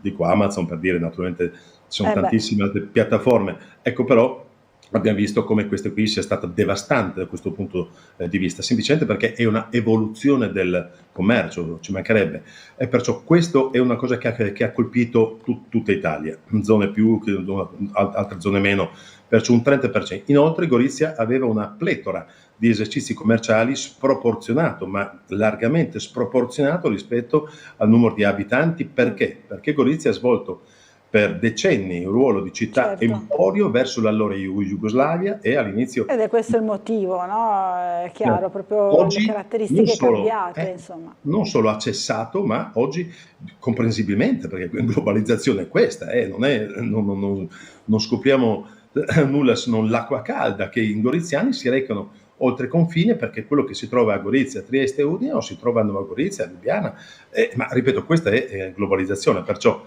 Ecco, ciò nonostante abbiamo visto Via Rastello, che era il tempio dell'acquisto, no? Da parte della popolazione d'oltre il confine, abbiamo visto una rinascita stupenda, splendida, grazie appunto agli interventi del bando Borghi, che è un bando che il comune di Gorizia è riuscito, insieme a tanti altri protagonisti, ma è il comune che ha consentito di far arrivare 20 milioni, ai quali si sono aggiunti 12 milioni, perciò sia per investimenti che per attività, 12 milioni da parte della regione, invece in 20 da parte del MIC, del Ministero comunque del governo, e quando il pubblico riesce a crearti gli spazi o offrirti opportunità, poi necessariamente deve essere privato. Il privato che è capace di fare, che investe. Nei prossimi giorni, adesso non mi ricordo quale, inaugureremo anche un'accademia bellissima degli artisti associati insieme al vicepresidente Anzili, proprio in Via Rastello, organizzato da quel grande artista, manager eccezionale che è Walter Mamo, anche il direttore della nostra stagione di prosa, ma soprattutto è un produttore, perciò ecco, ma ho citato questo, però sono passato proprio ieri nuovamente, io adoro girare in bicicletta quando la stagione me lo consente. Anche ieri ho visto un traffico stupendo in Via Rastello. L'altro problema che mi diceva lei è le gallerie. In realtà Gorizia non ha gallerie a 30 metri di un passaggio di privato. Coperture, insomma, ecco, sì. Di un passaggio privato nell'edificio, per chi non è di Gorizia, dell'ex Cassa di Risparmio, che nel corso del tempo ha assunto diverse denominazioni. Lì c'è un bar, ci sono 2 negozietti. Il problema è che anche il comune, non più che gestiva, c'è un grande spazio che era gestito dal comune di proprietà della Camera di Commercio, noi l'abbiamo dismesso, visto che era destinato a spazio espositivo, l'abbiamo dismesso quando siamo entrati in gestione dello spazio di Via Roma, ma anche perché aveva, trattandosi di una cosa privata, di un immobile privato, aveva costi estremamente importanti, sono costi condominiali molto importanti, e perciò abbiamo ritenuto di destinare queste risorse altrove. Perciò è il mercato privato, noi non possiamo chiedere o pretendere che venga dato gratis o solo per simpatia a prezzi inferiori, perciò i condomini naturalmente valutano quanto fare. Certo. Poi rammento che c'è stato mesi fa, c'erano dei ragazzi che si fermavano, che magari facevano chiasso. Noi abbiamo anche invitato un po' tutti quei privati, ma a titolo di cautela, di prevenzione, di dotarsi di un impianto di sorveglianza, ma più che altro con piccole telecamere che sarebbero state pagate in larga parte con risorse della regione per il tramite del comune. Sa che non soltanto il comune di Gorizia ogni anno consente ai cittadini che vogliono perciò tutelarsi, perciò vogliono spendere per la porta corazzata della loro casa, per l'impianto di vigilanza, ci sono risorse importanti che coprono, vado a memoria, il 70-80% dei costi. Perciò più di così non si può, nel senso che non possiamo in certi luoghi chiedere, visto che la polizia locale di Gorizia cessa alle 8. Il presidio del territorio viene svolto da carabinieri, polizia, perciò dalle altre forze dell'ordine. Non possiamo chiedere a carabinieri e polizia di restare stanziali in un luogo. Poi se dei ragazzi fanno chiasso in un certo luogo, vengono chiamati i carabinieri e la polizia, questi arrivano, i ragazzi in quel momento non commettono reati, stanno tutti bravi e buoni, mi metto anche nei panni delle forze dell'ordine, cosa possono fare? Cioè se non c'è un comportamento illecito, se non si fanno danni, capisco che poi i poliziotti e i carabinieri se ne devono andare, magari questi ragazzi fanno chiasso, ma questo qui vale per qualunque locale. Un po' ovunque, è chiaro. Allora, dobbiamo fermarci per una piccola pausa pubblicitaria, ci rivediamo subito dopo ancora in compagnia del sindaco di Gorizia, Rodolfo Ziberna, fra poco.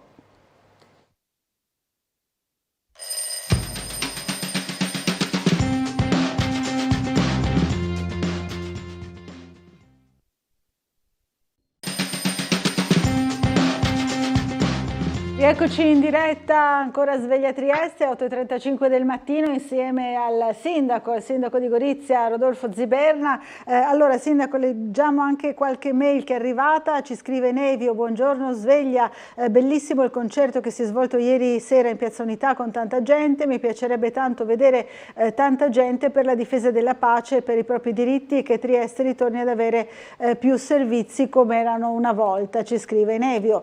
Mentre Piero scrive sul porto, sull'intervento che abbiamo sentito prima di Deborah Serracchiani, se la prende appunto con la parlamentare del Partito Democratico, dicendo è fuggita insomma a Roma dal Friuli Venezia Giulia. E poi 2 domande in merito al porto: se il presidente dell'ente a scegliere il segretario ci dica chi risulta essere in carica al momento, noi sappiamo solo di un commissariamento provvisorio. E poi è al corrente che il suo partito ha perso malamente alle urne, che certe posizioni le decidono gli eletti. Ah sì, scordavo, loro hanno governato per lustri senza averne titolo. Insomma, è molto polemico sulla questione del porto il signor Piero. Queste le mail che sono arrivate al nostro indirizzo. Allora, sindaco... sì, mi sono accorto che non avevamo dato tutte le risposte al grande Claudio. Al grande Claudio, è vero, perché ce ne sono tante, sì. Stiamo comunque rispondendo, anche perché quando parliamo appunto di investimenti per città, cosa sia rapporti oltre il confine, sono naturalmente quando parliamo di quello che resta, detto tra noi, è quello che in assoluto mi interessa di più, cioè il cosiddetto lascito, nel senso che neanche un euro noi lo spendiamo solo per il 2025, per me tutto è investimento, perché Nuova Gorizia, il territorio entra in un circuito, in un network di cui dovrà trarre importanti benefici, non nei prossimi anni, ma nei prossimi decenni. Ecco perché ormai da tempo ho la testa che sta lavorando dal 1 gennaio per il 1 gennaio 2026 in poi, ma avremo modo attraverso Tele4 di mantenere aggiornato il grande Claudio e signora nelle prossime settimane, no Laura? Assolutamente. Fra l'altro Claudio proprio citava prima anche la questione del teatro tenda, no? Vogliamo approfondire un pochino, perché è un qualcosa di molto atteso a Gorizia. Sì, a brevissimo faremo una conferenza stampa invitando tutti, naturalmente anche Tele4, ovviamente in primis Tele4. Chi non è di Gorizia si ricorderà forse tanti anni fa, noi lo chiamiamo ex teatro tenda, il cortile delle milizie. Chi arriva entra dopo l'ultima salita per entrare nel maschio del castello, sulla destra c'è un cancello, oltre al quale abbiamo finito il lavoro, una bellissima struttura in Gortan, in acciaio e cristallo, che può ospitare agevolmente seduti intorno a dei tavolini una 60-80 di persone, in piedi oltre 100 persone. Non sarà un ristorante, ma ci sarà un grande e attrezzato spazio catering utilizzato dal 1 gennaio al 31 dicembre, perciò nel periodo estivo si apriranno queste grandi pareti in cristallo, nel periodo invernale saranno chiuse, perciò sarà uno spazio che può essere destinato tutto ad eventi culturali, sportivi, musicali, promozionali, tutto, e soprattutto sarà collegato da pochi metri di strada. Anche questo tutto riqualificato, abbiamo messo bagni, mi pare che siano qualcosa come 6 o 7 bagni complessivamente, e sarà collegato con quel magico, stupendo bastione fiorito che si affaccia sulla città, e da maggio a settembre chi ha piacere di recarsi al Bestione Ferito, sappiamo che c'è sempre una leggerissima brezza, c'è un abbattimento di 2 punti almeno della temperatura, e lì ci saranno tavolini, luci, molto coso bello, romantico, con serate musicali, e anche quello perciò sarà un bar, perciò un luogo che non ha uguali in tutto il Friuli Venezia Giulia. Perciò Claudio io lo avviserò, anche perché Tele4 darà la notizia. Sarà davvero un posto suggestivo e un qualcosa in più che rimarrà come un ulteriore valore aggiunto per la nostra città. Io sto cercando appunto di... Il famoso lascito, no? Certo. E che lascito è una brutta parola. Sì, è vero, anche eredità, insomma.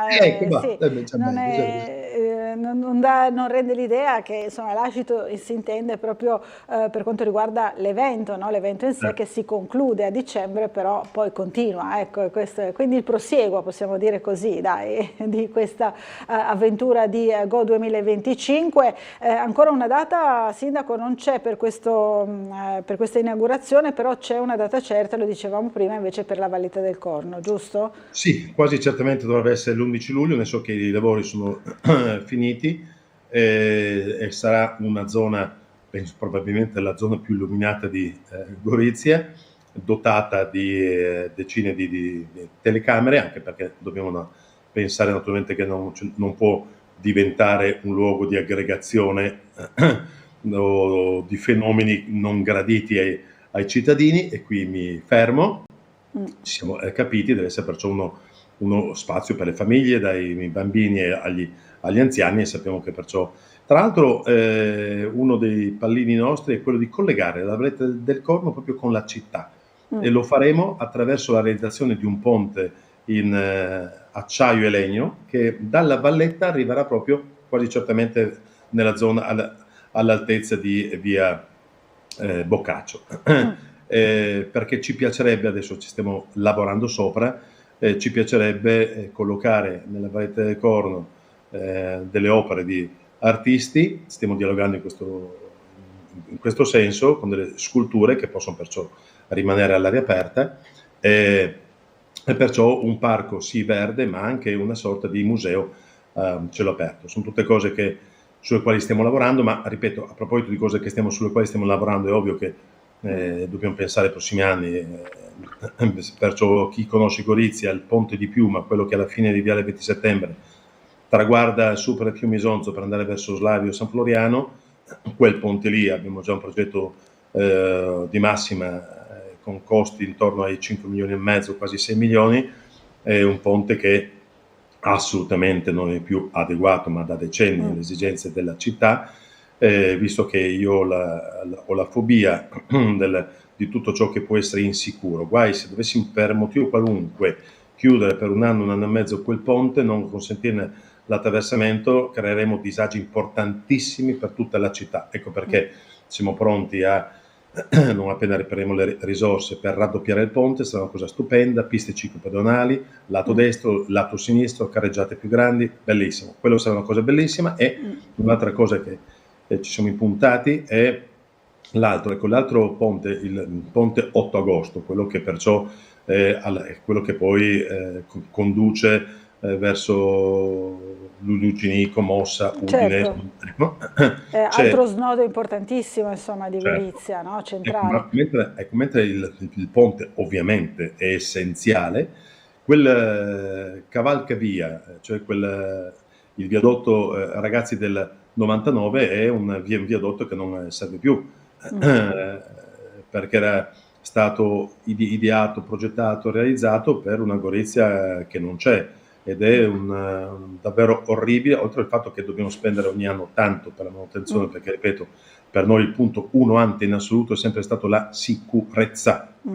Su quello non si transige, come la sicurezza ad esempio per le scuole, anche se necessario suscitando l'ilarità di alcuni cittadini che si lamentavano del fatto che io spendessi tanto, a loro avviso troppo, per mettere in sicurezza le nostre bimbe, i nostri bimbi e chi ci lavora, perciò personale docente e non docente. Sulla sicurezza non si transige, a brevissimo, penso che se già non lo siamo, non lo so, saremo il comune capoluogo in Italia con le scuole di proprietà del comune più sicure. Guai, il minimo sindacale quando un genitore, un nonno, una nonna porta un bambino a scuola, è il minimo sindacale che possa andare a riprenderlo, certo, senza che accada nulla. Ma a parte questo, comunque, quello sarà una cosa che noi vorremmo abbattere, non il bimbo, non il nonno, non la nonna, ma neanche i nonni, assolutamente. Il viadotto. Il viadotto, chiarissimo. Galleria Bombi invece avrà, insomma, una nuova vita, no? Abbiamo seguito negli anni, proprio nei decenni, la storia di Galleria Bombi, in molti momenti è stata anche teatro, insomma, di rifugio. Lo ricordiamo, insomma, abbastanza scomodo, no? In centro città, poi insomma, a che punto siamo? Anche quella, insomma, una realizzazione a cui tiene molto. Sì, anche perché anche la Galleria Bombi rientra nel bando Borghi, nel cosiddetto bando Borghi. L'ultimo lembo, appunto, consentito dal Ministero, abbiamo incluso anche la Galleria Bombi. Sappiamo che era in condizioni brutte, anche perché, ahimè, morfologicamente le condizioni delle colline sopra non consentivano di assicurare che non ci fossero questi rivoli d'acqua in continuazione. Siamo riusciti, grazie a EDR, e perciò la Regione ha fatto questo importante intervento, costoso certo, però è una galleria che mette in connessione, in collegamento, la zona di via Giustiniani, di appunto Casarossa, con il centro città, perché arriva esattamente in piazza della Vittoria. È ovvio che era un manufatto strategico per noi. Per capirci, come se fosse stato, non è così, ma appare come se fosse stato infilato nel tunnel della Galleria Bombi una sorta di carlinga di aereo, bellissima. E questo significa che anche nel caso in cui ci fossero delle perdite, ci fossero dei rivoli piccoli d'acqua che dalla colle scenderanno sui bordi esterni di questa carlinga, impropriamente chiamata carlinga, e perciò davvero è un colpo d'occhio stupendo, ma oltre che servire per l'attraversamento, e riprenderà questa sua funzione essenziale a fine anno, comunque o fine autunno, verrà collocata un'opera straordinaria. Ci hanno detto tutti di non spoilerare, ma in realtà il nome dell'artista l'ho visto pubblicato più volte, però io obbedisco, non spoilerò. Obbedisco. Direi che è un grandissimo artista, tra i più famosi al mondo, che opera con LED, con queste tecnologie moderne. È un turco che vive negli Stati Uniti e io ammetto la mia ignoranza. Quando mi hanno fatto questo nome dico: e chi è? Ho generato sgomento nel mio interlocutore, ma sindaco, questo signore che lei non conosce, che fa queste opere in tutto il mondo, un'opera così è capace di attrarre 1 milione di persone all'anno. Avrà esagerato, perché 1 milione di persone non so dove metterla, Gorizia. Però fossero anche 200.000 persone all'anno che vengono da tutto il mondo per assistere, per vedere questi manufatti particolari. Saranno lungo un centinaio di metri, un ottantina di metri, sarà tutta la non soltanto la volta, tutta la galleria sarà coperta da tutti questi LED con effetti luce particolari, opere d'arte moderne. In fin dei conti il LED ormai è una cosa, certo. Ecco, rispetto a 50 anni fa gli strumenti degli artisti erano diversi, adesso si usa la tecnologia moderna e, ripeto, perciò sarà avrà un'ulteriore capacità attrattiva a Gorizia nel momento in cui cesserà di essere capitale europea della cultura. Resterà, perché intendiamo comunque, Gorizia continuerà ad ospitare concerti in estate a Casarossa, in inverno in Palais Bigot. A settembre inaugureremo il riqualificato Palais Bigot, che da anni era chiuso, quasi 4.000 posti per gli eventi sportivi, 4.500 circa per gli eventi concertistici, perciò sono quelli che ospiteremo nel periodo invernale, che è poi quel target che interessa di più a noi. Peraltro da Padova a Lubiana non ci sarà un luogo pari a quello del Palais Bigot, perché abbiamo adottato delle misure che sono state proprio quelle che ho chiesto, mi sono state comunicate da parte di grandi organizzatori di concerti che sappiamo vogliono arrivare, montare tutto in gran fretta, scaricare in prossimità. cessato il concerto, smantellavano tutto, devono con questi grandi tir portare tutto nel luogo successivo dove...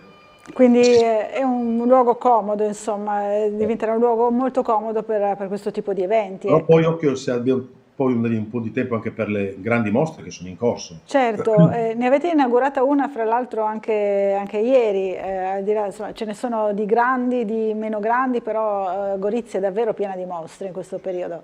E posso svelare, non spoilerò nulla, c'era anche Tele4. C'era anche Tele4, infatti ne parleremo nel telegiornale di oggi, è vero? Però bellissimo perché è uno scrigno, Palazzo Atem, proprietà della regione, ex proprietà della provincia, abbiamo già, ospita già bellissima la mostra su Zona Music, stupenda, davvero molto bella.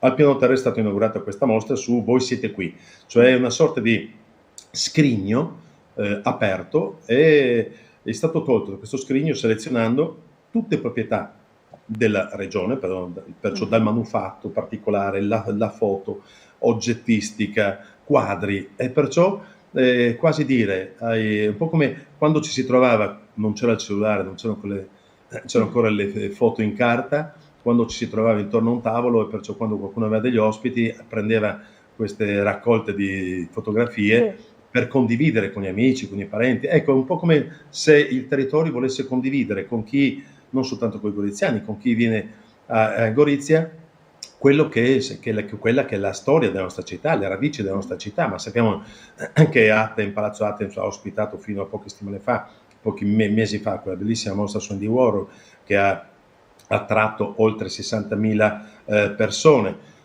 Abbiamo, non in corso, è già allestita, perciò è visitabile, al Museo di Santa Chiara, una bellissima mostra sul tesoro di Aquileia, sul patriarcato, su arcivescovado. Sappiamo che fino al 1700, fino alla metà del 700, Gorizia anzi il conte di Gorizia, prima ancora, era la mano militare del patriarca Maria Teresa d'Austria, e poi istituì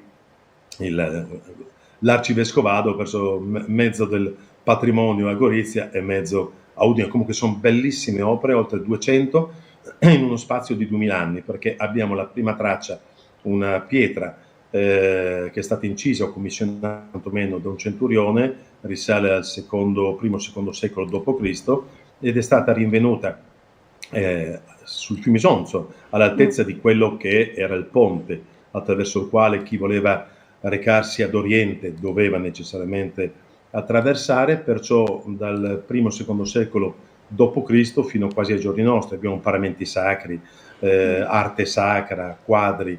Davvero una bella esposizione, insomma. Davvero bellissimo, il tesoro di Aquileia, davvero bello. Ma poi in autunno ci saranno la mostra fotografica su Basaglia. Non dimentichiamo che è l'anno di Basaglia, che Basaglia nasce professionalmente a Gorizia con le sue iniziative legislative, prima appunto di trasferirsi a Trieste, certo. Ma abbiamo mostre a go-go da tutte le parti, concerti a go-go. A go-go. Benissimo. Sindaco, porto ancora un po' sull'attualità, su quello che ci propone anche il giornale.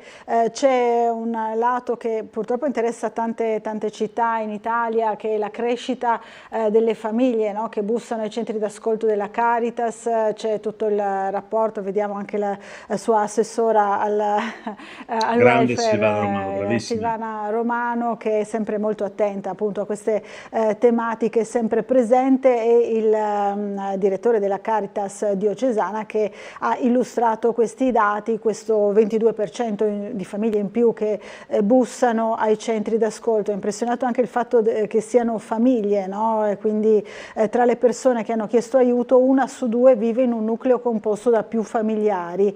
Per la maggioranza appunto si tratta di famiglie composte da genitori con figli a carico, quindi si allarga, no? Purtroppo la questione della povertà.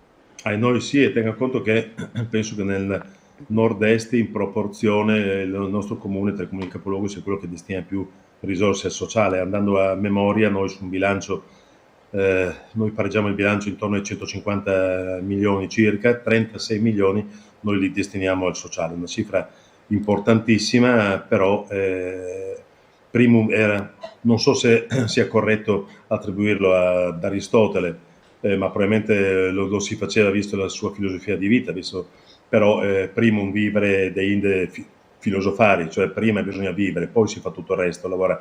Ecco, perciò qualunque cosa, pensiamo allo sport, cultura, qualunque bello, per carità, la capitale europea, gli investimenti, strade, marciapiedi, bellissime cose, però la prima cosa è sopravvivere. Ci sono davvero, dal Covid in poi, ci siamo accorti come sempre più nuclei familiari, sempre più persone hanno bussato, per lo più con dignità, anche con grande imbarazzo, quando tantissimi si rivolgono a me, la brava mio assessore Silvana Romano, lo fanno ma con garbo e con davvero con grandissimo imbarazzo, perché erano anche persone che magari fino a pochi anni fa pagavano le tasse, avevano un lavoro, poi all'improvviso l'economia sta cambiando e ci si può trovare in difficoltà. Quando uno esce dal circuito a 50 anni, a 55 anni, ha grandi difficoltà nel rientrare, no? È chiaro. Allora, abbiamo una telefonata, pronto, buongiorno, chi è in linea con noi? Piero. Piero, buongiorno. Signor Ziberna, una curiosità, così, se fossero divise in due le regioni, no? Friuli e Venezia Giulia, Gorizia, secondo lei, dove si collocherebbe? Sicuramente, allora, se pensiamo al senso identitario, sì. Gorizia è divisa in due nel vero senso della parola, cioè la destra, cosiddetta destra Isonzo, perciò da Lucinico, già che è una frazione di Gorizia, Capriva, Mossa, Cormonso, sicuramente sono friulofoni, perciò comunque parlano friulano e hanno un senso di identità che li conduce più verso il Friuli. La sinistra Isonzo, perciò da Sagrado in poi, San Canzian, San Pier con Falcone, si identifica molto di più nell'area cosiddetta giuliana triestina. Gorizia città invece è una via di mezzo, nel senso che si sente parlare in friulano e si sente parlare in dialetto istriano, cioè perciò dialetto... Cioè sarebbe una scelta a metà, perciò non sarebbe mai ipoteticamente possibile mettere insieme Gorizia e Trieste e fare...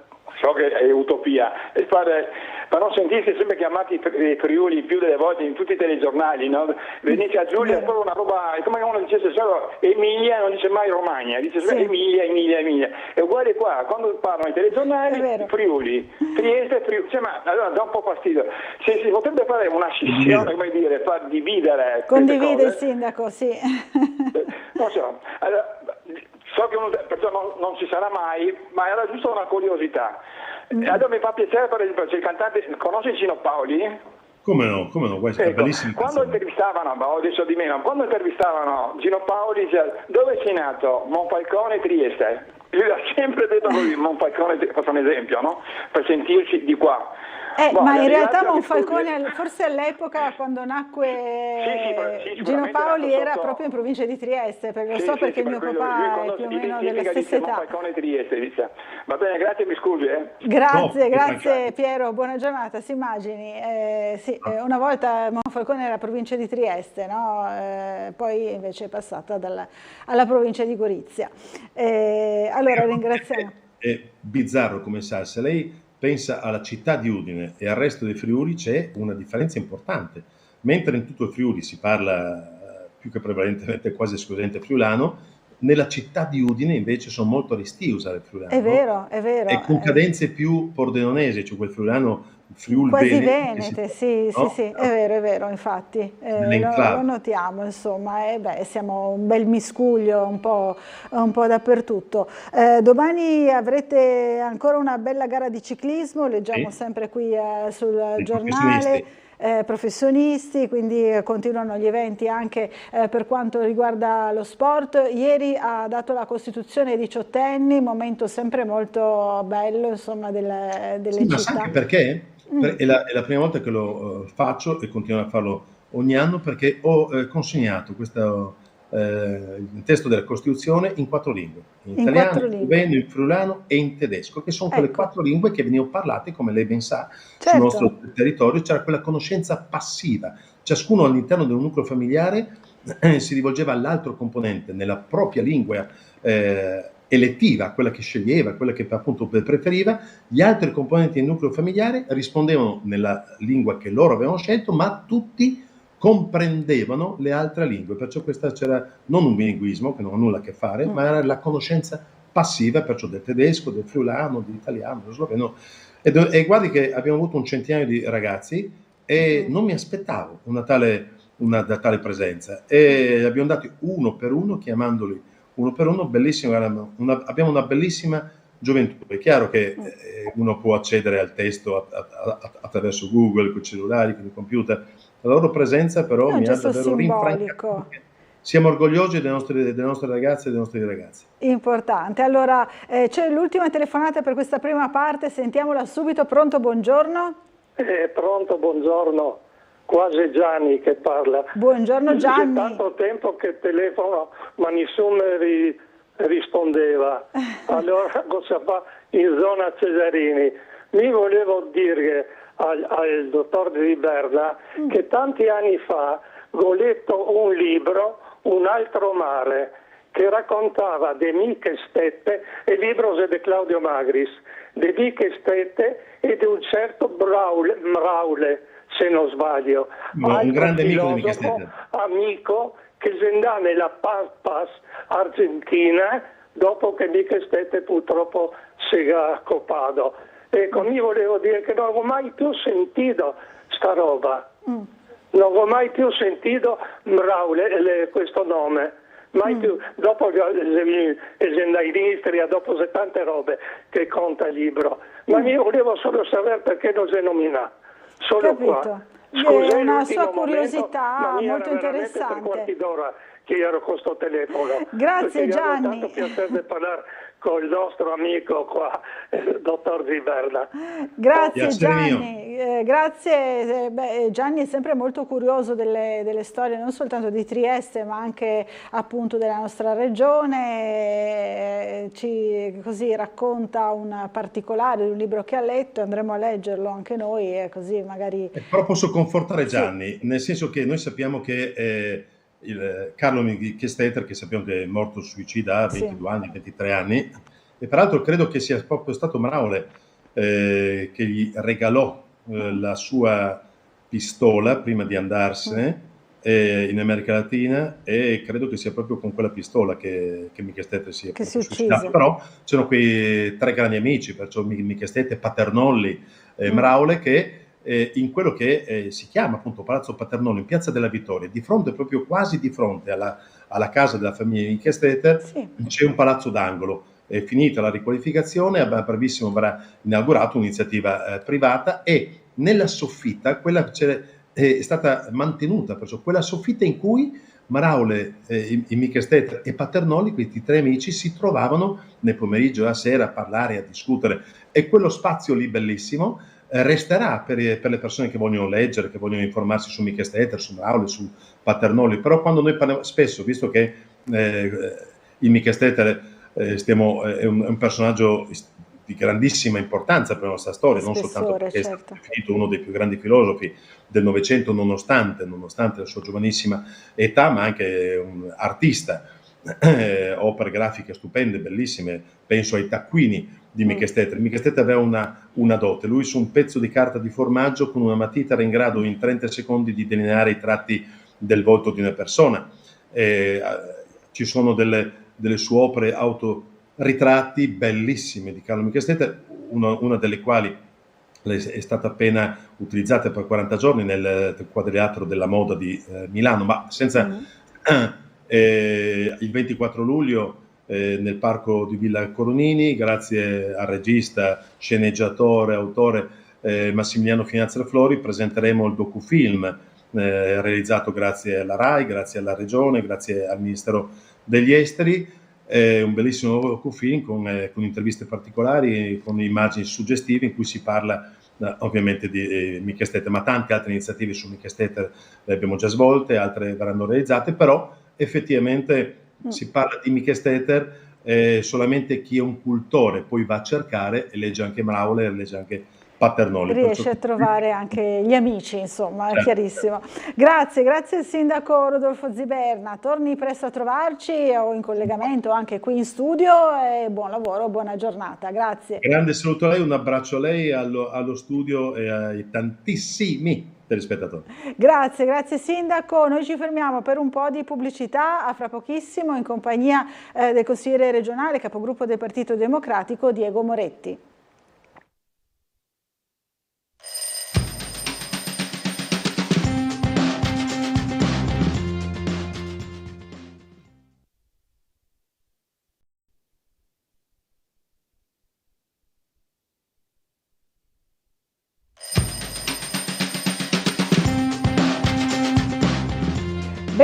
Bentornati in diretta, 9:09 del mattino, diamo subito il buongiorno a Diego Moretti, capogruppo PD in Consiglio regionale, buongiorno buongiorno ai telespettatori. Grazie di essere qui con noi in questo sabato mattina, fuori piuttosto caldo, no? Abbiamo visto abbastanza, oggi, sì. È anche un po' trafficato per quanto riguarda proprio la viabilità, poi ne parleremo nel corso dei nostri telegiornali.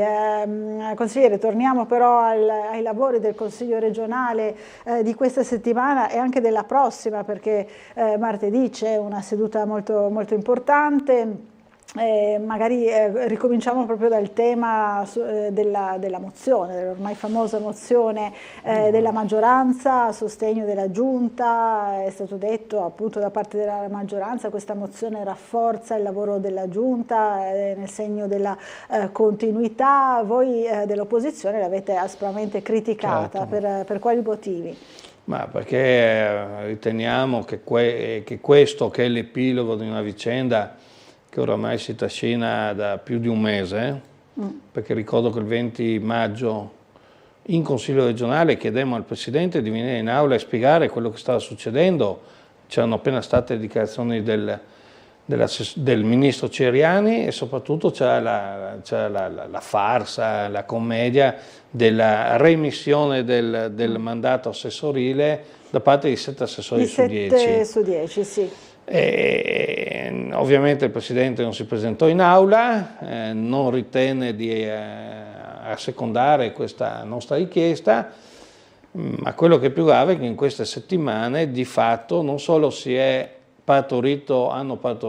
maggioranza ha partorito un documento assolutamente insufficiente, assolutamente generico, ma soprattutto è continuata da parte del Presidente l'ossessione per il terzo mandato e quindi il fatto che fino a 2 giorni fa al Senato la Lega ha presentato un emendamento alla legge in discussione al Senato, appunto, nella quale si prevedeva il terzo mandato per i presidenti di regione. Allora io credo che quando ci sono delle regole, quando ci sono delle situazioni per le quali insomma, la regione credo abbia bisogno di pensare ai problemi, non di pensare a quello che avverrà nel 2028, allora quella sì è l'ossessione del Presidente per il terzo mandato suo e dei suoi assessori.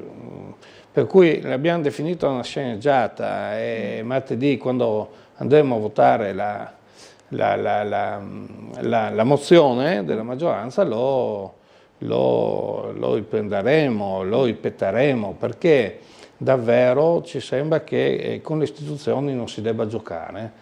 Siccome questa è una regione che per una serie di situazioni ha tantissimi soldi, a metà luglio andremo a discutere un assestamento che va a più di 1 miliardo di euro, quasi 1,2 miliardi, 200 milioni, e credo che rispetto all'economia, a quello che sta accadendo, rispetto alla sanità e a quello che sta accadendo, parlare o di ancora è colpa di quelli di prima, e parliamo di 7-8 anni fa, ecco, l'avete ripetuto più volte, che è una cosa allucinante, oppure si pensi ad affrontare i problemi. sanità che era così al centro della crisi di maggioranza, almeno stando a quelle che erano le dichiarazioni appunto del ministro Ciriani, poi di altri esponenti, in particolare poi di Fratelli d'Italia, dell'area pordenonese, no? Poi voi dite invece si tratta in realtà della questione terzo mandato, come stava spiegando ora, una ipotesi che invece ha scaldato gli animi anche nella risposta che è stata piuttosto così accesa, no? del Presidente stesso, del Presidente Fedriga. Sì, ma guardi, la reazione del Presidente alle nostre osservazioni dimostra che quello è il problema, perché diversamente io le potrei portare una rassegna stampa che inizia a maggio del 2024, quindi più di un anno fa, nella quale o indiscrezioni o dichiarazioni del Presidente si parla di terzo mandato, e anche il dibattito nazionale è stato puntato sul terzo mandato. Allora, anziché parlare di sanità, di manifattura, di industria, di necessità di interventi strutturali, approfittando della grandissima dotazione finanziaria che è la Regione, noi parliamo del terzo mandato o della legge elettorale. Per fare cosa? Per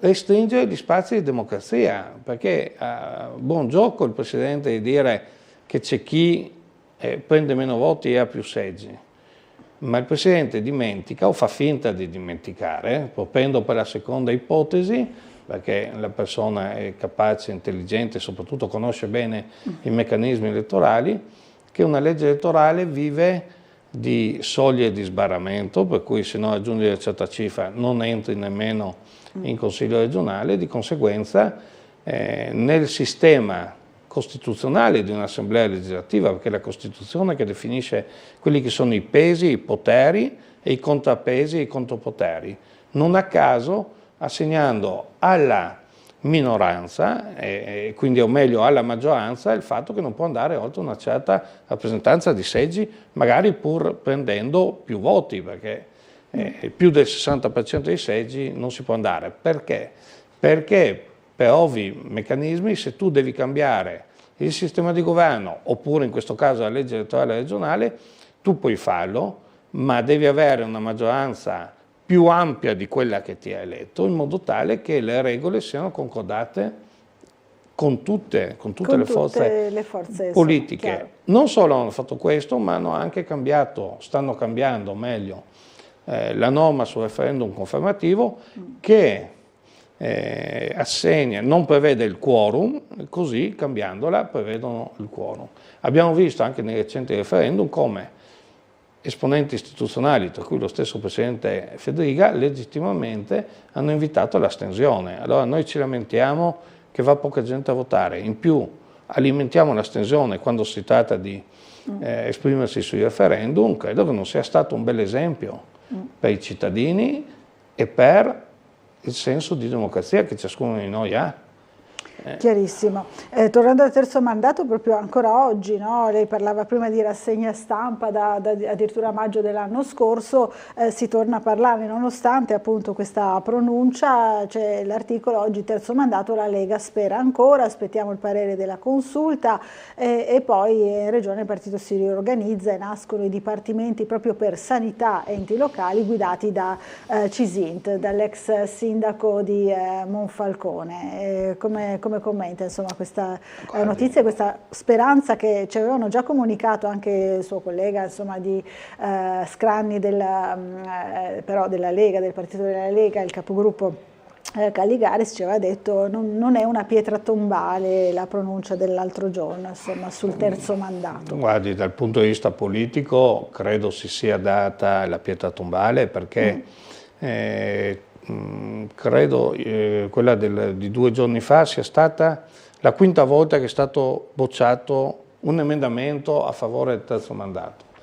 C'è da attendere per la consulta, è vero, perché riguarderà una regione a statuto speciale, o meglio una provincia autonoma, però ricordo anche qua che nel pronunciamento della Corte Costituzionale sulla legge sul terzo mandato della Campania, nelle premesse la Corte ricorda che il tema della della durata del potere di un'elezione diretta, in questo caso della regione, deve essere un tempo certo, definito, congruo, cioè non può essere eccessivo, e deve essere un principio che deve valere per tutto il Paese.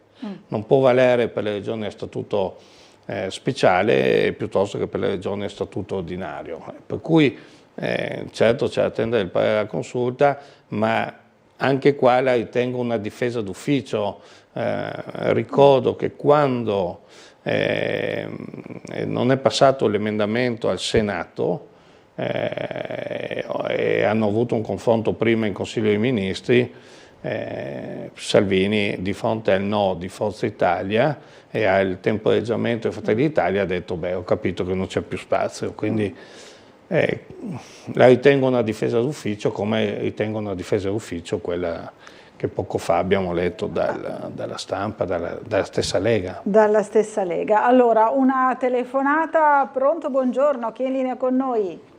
Buongiorno, sono Franco Lega da Udine Nord. Buongiorno Franco Lega. Signori, triestini e friulani. Buongiorno. Allora, prima mi sono raddrizzati i capelli perché ho sentito Conte, ex presidente del governo. Mi pare che sia una pubblicità elettorale questa qui. Il Conte adesso è presidente del 5 Stelle, nominiamola come è attuale. Perché ex presidente? Ormai quello è caduto e basta. Sì, ma era qui. Un'altra cosa volevo dire è no al terzo mandato. Va bene, hanno detto di no, ma Federica lo troverete nelle liste e lo troverete di nuovo nella regionale. Un'altra cosa, basta con i parlamentari ciacceroni, parla quelli che parlano tutto e non compiono niente. Il giorno 15 Lucio Canegato, un vostro collega, ha fatto una disamina di tutti gli alpini lì a Conegliano. Perché non cominciamo a mettere gli alpini, i generali di alpini e tutti alpini nel Parlamento e nelle regionali e nelle comunali, eccetera? Perché? Se hanno fatto bene questa rassegna, se fanno bene quando vanno a sorreggere gli ammalati, quando c'è qualcosa di brutto sono i primi, perché non anche in Parlamento? Capito, in Parlamento gli alpini. Allora, grazie, grazie, buona giornata. Insomma, no, fa un po' di confusione, pensavo però, che gli alpini lavorino bene quando sono chiamati a fare volontariato piuttosto che iniziative di solidarietà, piuttosto che anche organizzare raduni come quelli che gli alpini organizzano, è fuori discussione.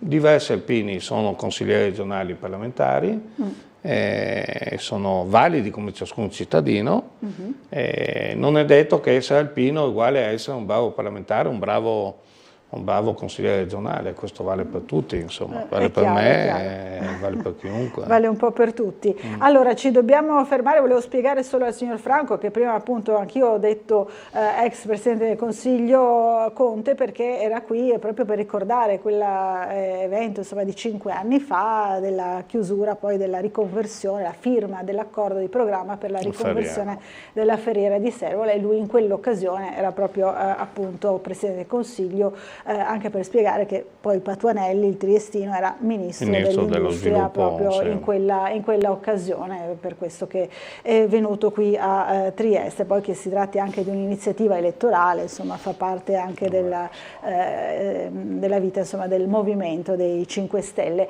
Ci fermiamo per una piccola pausa pubblicitaria e ci rivediamo fra pochissimo.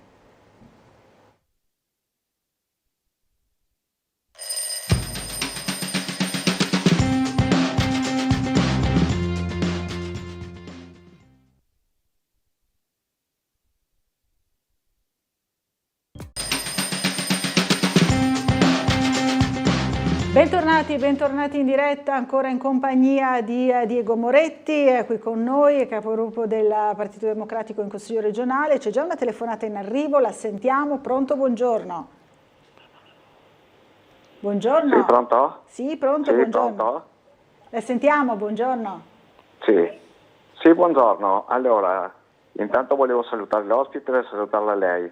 Buongiorno a lei. Buongiorno a lei. Sono pienamente d'accordo con voi. Sì, pronto? Sì, la sentiamo. Allora, praticamente sono d'accordo sul fatto del no del terzo mandato di Federica. Però vorrei anche aggiungere un'altra cosa: questo terzo mandato non dovrebbe andare solo a livello regionale, ma anche a livello nazionale, secondo il mio punto di vista, e non consecutivamente. Volevo sentire cosa ne pensate voi in merito, e soprattutto, non avendo più il mandato consecutivo, vi cade pure l'indulto. Voi che ne pensate? L'indulto, cioè dice dovrebbe esserci a livello nazionale la non possibilità del terzo mandato, e in questo caso cadrebbe anche l'indulto. Allora, faccio solo un piccolo epilogo, insomma, approfittando di questa domanda del telespettatore. Per legge, in Consiglio regionale di Friuli Venezia Giulia, anche i consiglieri hanno un limite di mandati, sono 3 consecutivi.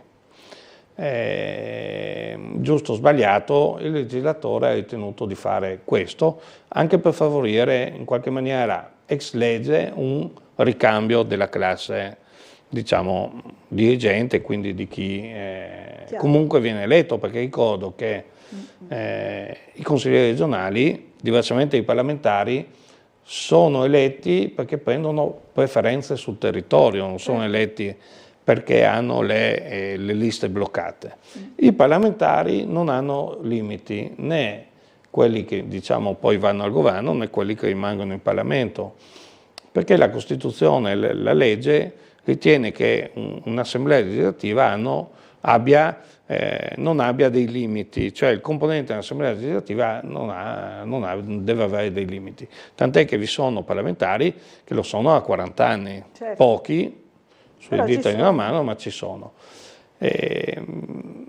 La riforma della Presidente, insomma, della maggioranza, il Presidente Meloni, la riforma del premierato, prevede che il Presidente del Consiglio, che in questo caso sarebbe diciamo eletto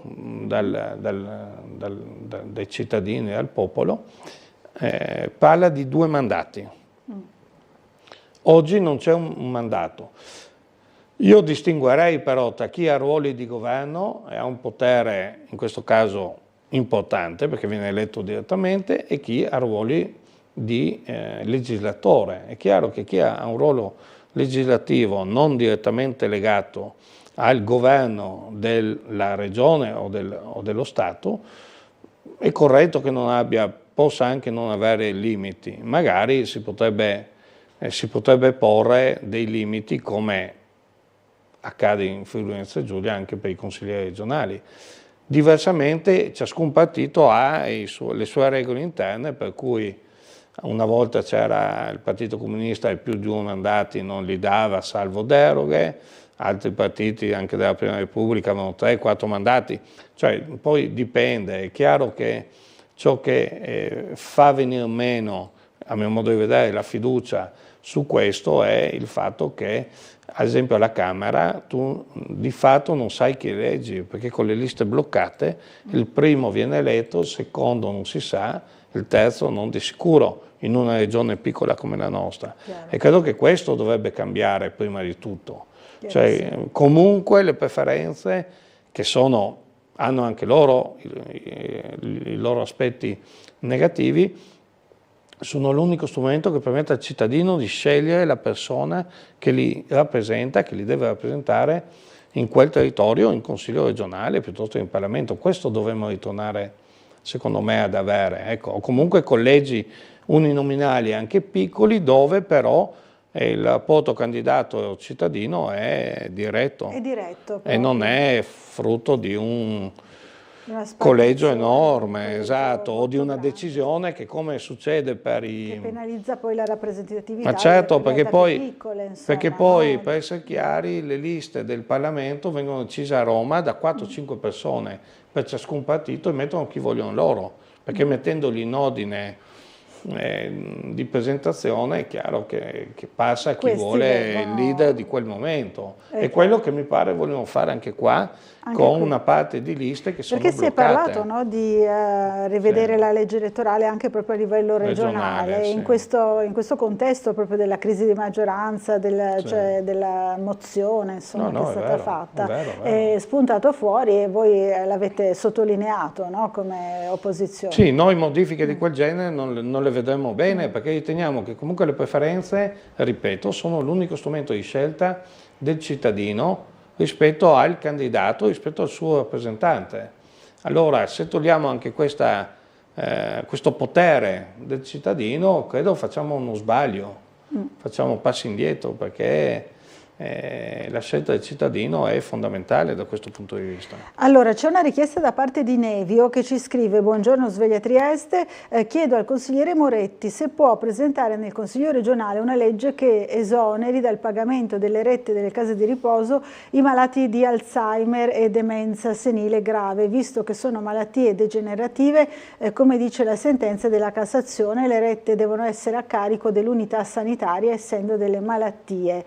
Saluti Nevio. Si potrebbe fare, perché è un questo è un tema no? sensibile e molto importante, perché le demenze senili purtroppo, anche perché si vive di più, sono in aumento, in costante aumento. E diceva bene il signor Nevio, le rette di ricovero di quelle persone, che poi di fatto sono a carico delle persone se hanno delle pensioni, dei redditi e dei suoi familiari, e in qualche caso anche dell'ente locale in cui risiede, possa avere quel tipo di esenzione, perché poi dovremmo vedere, sono alte, no? Quindi sono importanti, perché il grado di assistenza è diretto, quasi un operatore per un ospite di queste residenze. È chiaro che da questo punto di vista, trattandosi di numeri non banali, dovremmo verificare la sentenza o le sentenze di quel tipo cosa dicono, capire se fanno giurisprudenza e poi cercare di trovare un meccanismo almeno perché la compartecipazione, in questo caso della Regione, ma piuttosto che anche di altri enti, possa essere superiore. Di modo da alleviare il costo dei familiari. Almeno questo, insomma, sì, questo potrebbe essere un buon provvedimento. Allora, una telefonata, pronto? Buongiorno. Buongiorno, sono Dario da Trieste. Dario da Trieste, buongiorno. Ciao, ascolta, volevo intervenire su un caso che è successo ieri sera. Sì? Che ieri sera sono andato a vedere io e mia moglie con il concerto di Elisa. Sì. Non ci hanno fatto entrare. In veniva novembre, siamo 2 in carrozzella e non ci hanno fatto entrare quelli di Stewart. Ho capito, ma vi eravate prenotati, perché so che c'era Sì, avevamo il biglietto, però hanno detto che abbiamo sbagliato il link. E perché? Non lo so, Laura. Avevate il QR code, però c'è stato un disguido, insomma, avete fatto qualche errore, non lo so. No, che ragione vi hanno dato? Noi abbiamo mandato il stesso giorno che voi avevate mandato il... Pronto? Sì, la sentiamo, Dario. Sì, prego. Scusami, sono un po'... allora, siccome noi eravamo col link appena messo voi il servizio di Elisa Trieste, ho telefonato in comune e ho avuto il link per i biglietti e non ci hanno fatto entrare. Non vi hanno fatto entrare, nonostante aveste insomma, il QR code giusto? E siamo in 2 in carrozzella. Ho capito. Mi ha detto che avete sbagliato il link. Questo vorrei sapere il vostro ospite. Guardi, bisognerebbe controllare, penso, Dario, come mai, insomma, che problema c'è stato. Gli steward ci hanno detto che è sbagliato. Ho capito. Forse vi siete prenotati ad un altro concerto, perché ce ne sono 3, quindi si poteva fare Trieste confusione. Proprio. Era proprio quello di Trieste, capito? Sì. Proveremo magari a verificare, non so se lei ha modo di mandarci questo QR code che avevate. Te lo mando tramite WhatsApp. Sì, possiamo farlo, magari se ce lo fa avere, così ti telefono dopo la trasmissione. Va bene, d'accordo, grazie Dario. Il problema non sta. Grazie Dario, buona giornata. Ci dispiace che non abbia potuto accedere, no? Guarda, io non conosco il problema nel caso specifico, però quando una persona, una coppia in questo caso, prenota il concerto, credo prenoti il concerto giusto, io capisco che insomma, ci sono questioni di sicurezza e quant'altro, ma anche se ha linkato sul posto sbagliato, credo che buon senso dovrebbe far sì che, visto anche le condizioni oggettive di difficoltà, insomma, dovendosi muovere in carrozzina, insomma, si trovi posto per le persone, perché credo poi non sia arrivato, tanta gente, non siano arrivati all'ultimo momento, non siano arrivati, ecco, quindi io credo che insomma, anche l'organizzazione, che capisco perché poi ci sono profili di responsabilità, se magari capita qualcosa, però io credo che se uno si prenota secondo quelli che sono le richieste, i crismi dell'organizzazione, insomma io credo che sia anche doveroso trovare una sistemazione e fare in modo che uno si goda del concerto, per cui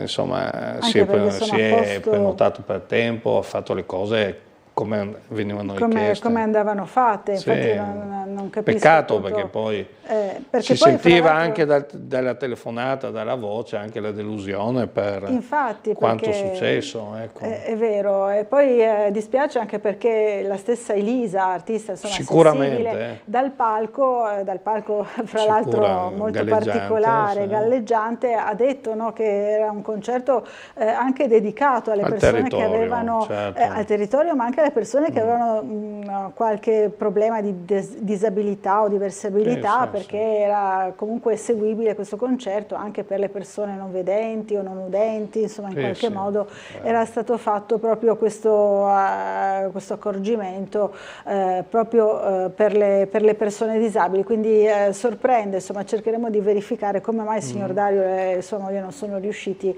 ad accedere alla Piazza Unità. Dobbiamo fermarci per una piccola pausa pubblicitaria, ci rivediamo subito dopo, fra pochissimo.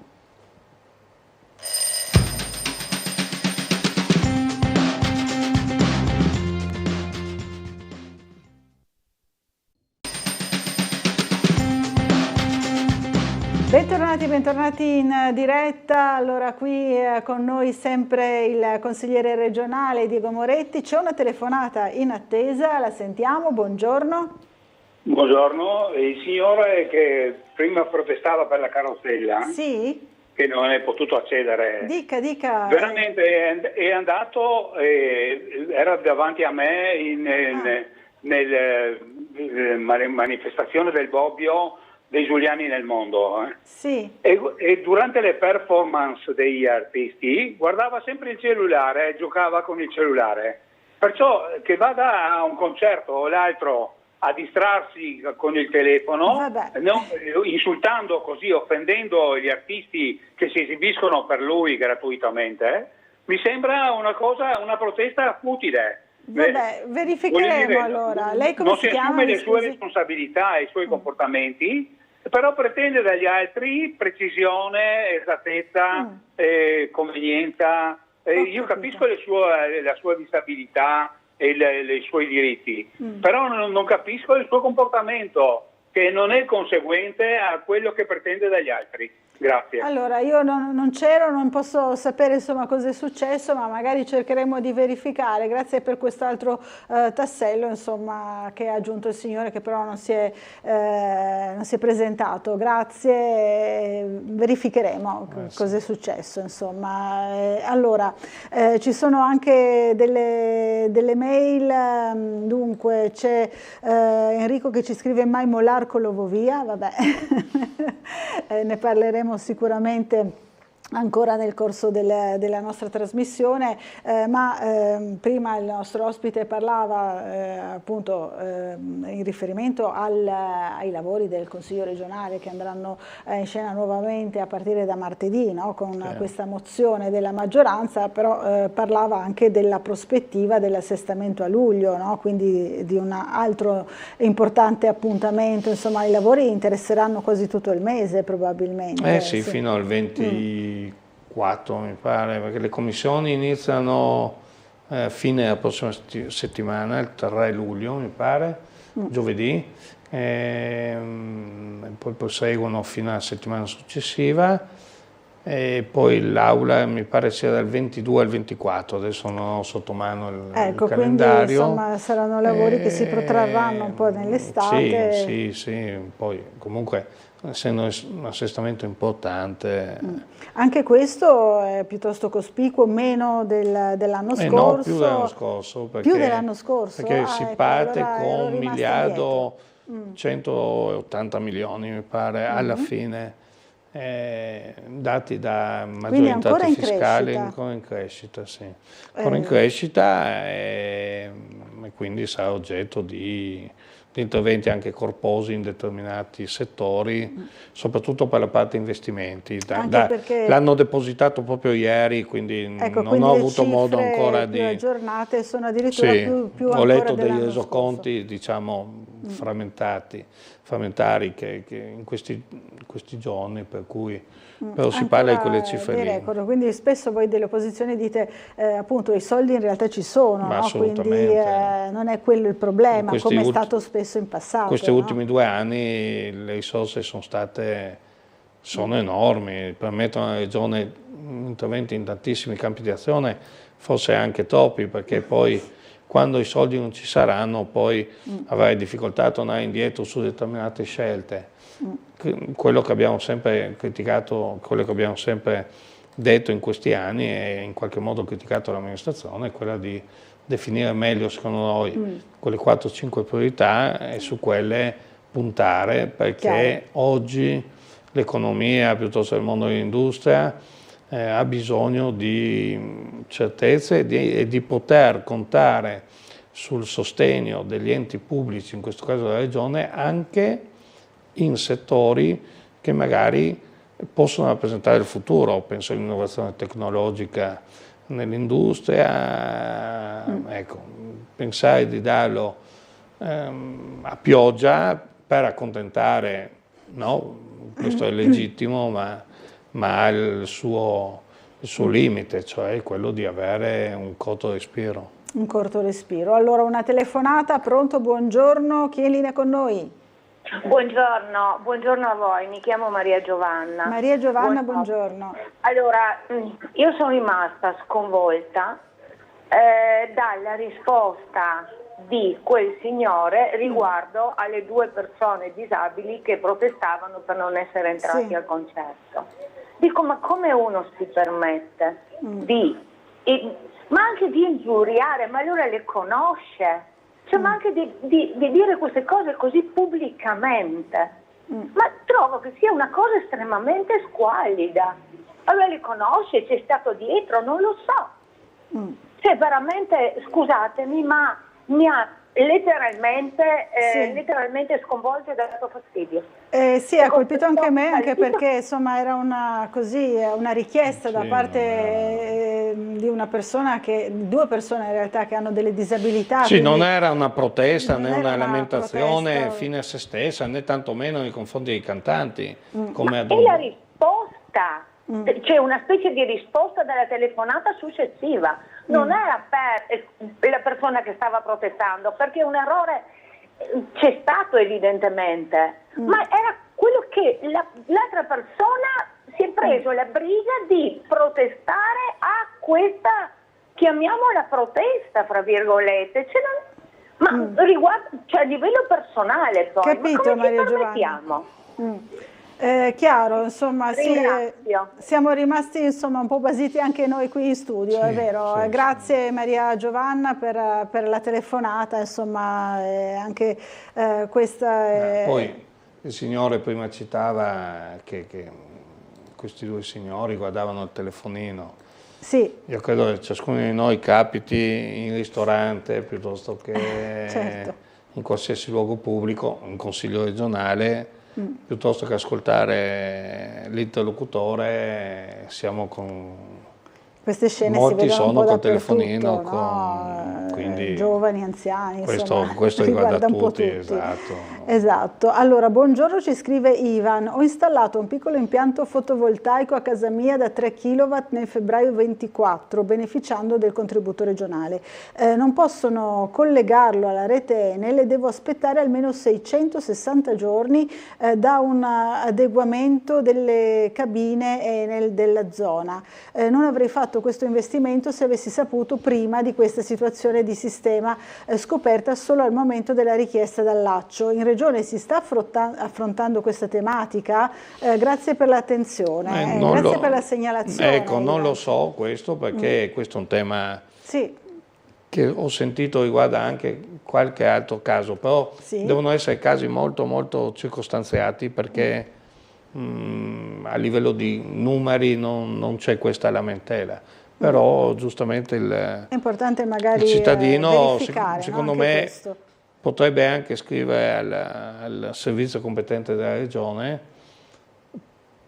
segnalando il problema che lui sta avendo, perché effettivamente tenere fermi migliaia di euro che sono stati spesi e non poter allacciarsi alla rete elettrica è folle nel momento in cui la Regione ha investito più di 100 milioni in questa misura che sta avendo sicuramente ha avuto un grosso successo. Del successo e quindi tante persone ne hanno approfittato. Con un limite secondo noi, che è quello che per avere il contributo devi aver pagato l'intervento nel suo insieme e ovviamente in quel caso si va a aiutare magari chi comunque l'intervento avrebbe fatto e questo è un limite della norma che abbiamo rilevato in più occasioni che però la maggioranza non ha inteso modificare. Cioè non c'è un anticipo? Non c'è un anticipo, ma soprattutto permette, cioè finanzia chi,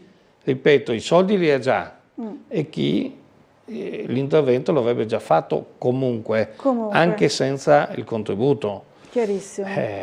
Invece secondo noi ci sono situazioni di chi si trova nella cosiddetta povertà energetica che non può intervenire, che probabilmente quel tipo di aiuto potrebbe essere utile. Magari a fondo perduto, un po' più ampio di quello attuale, potrebbe essere fortemente d'aiuto. Potrebbe aiutare di più. Allora, una telefonata, buongiorno, chi è in linea con noi?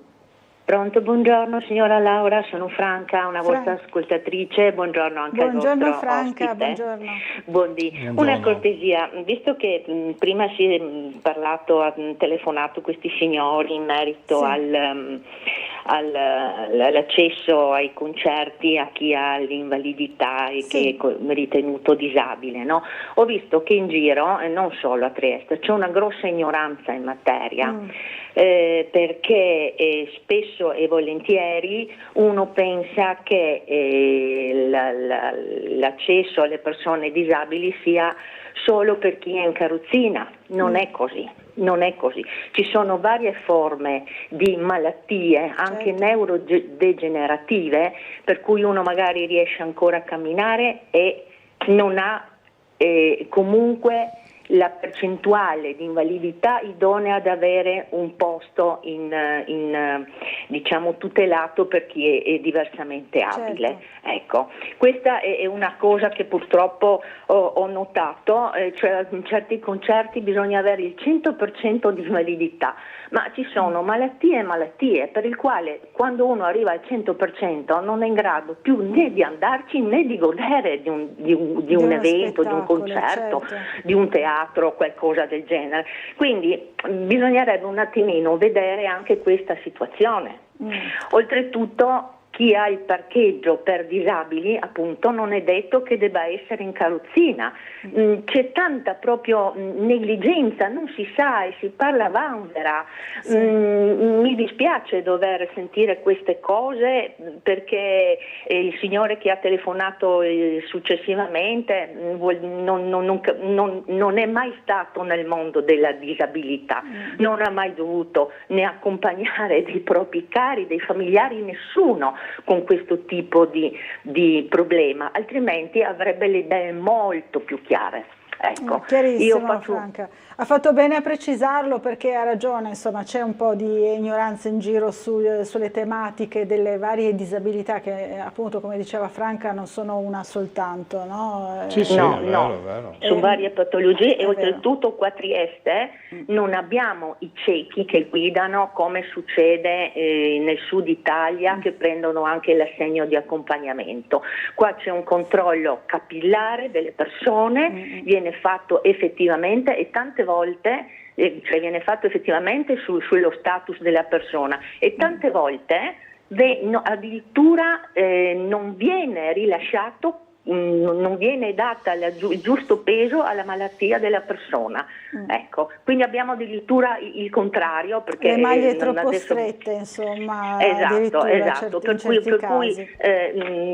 io spero che le persone normodotate abbiano un attimino di più sensibilità e che si informino un pochettino meglio prima di parlare. Tutto qua. Su questo risposo assolutamente questo suo appello, signora Franca. Grazie per la telefonata, buona giornata a lei. Insomma, non credo ci sia altro da aggiungere su questo. È stata molto chiara, e insomma è un problema anche di conoscenza, no? Delle situazioni, del mettersi nei panni delle persone, giustamente, come diceva la signora.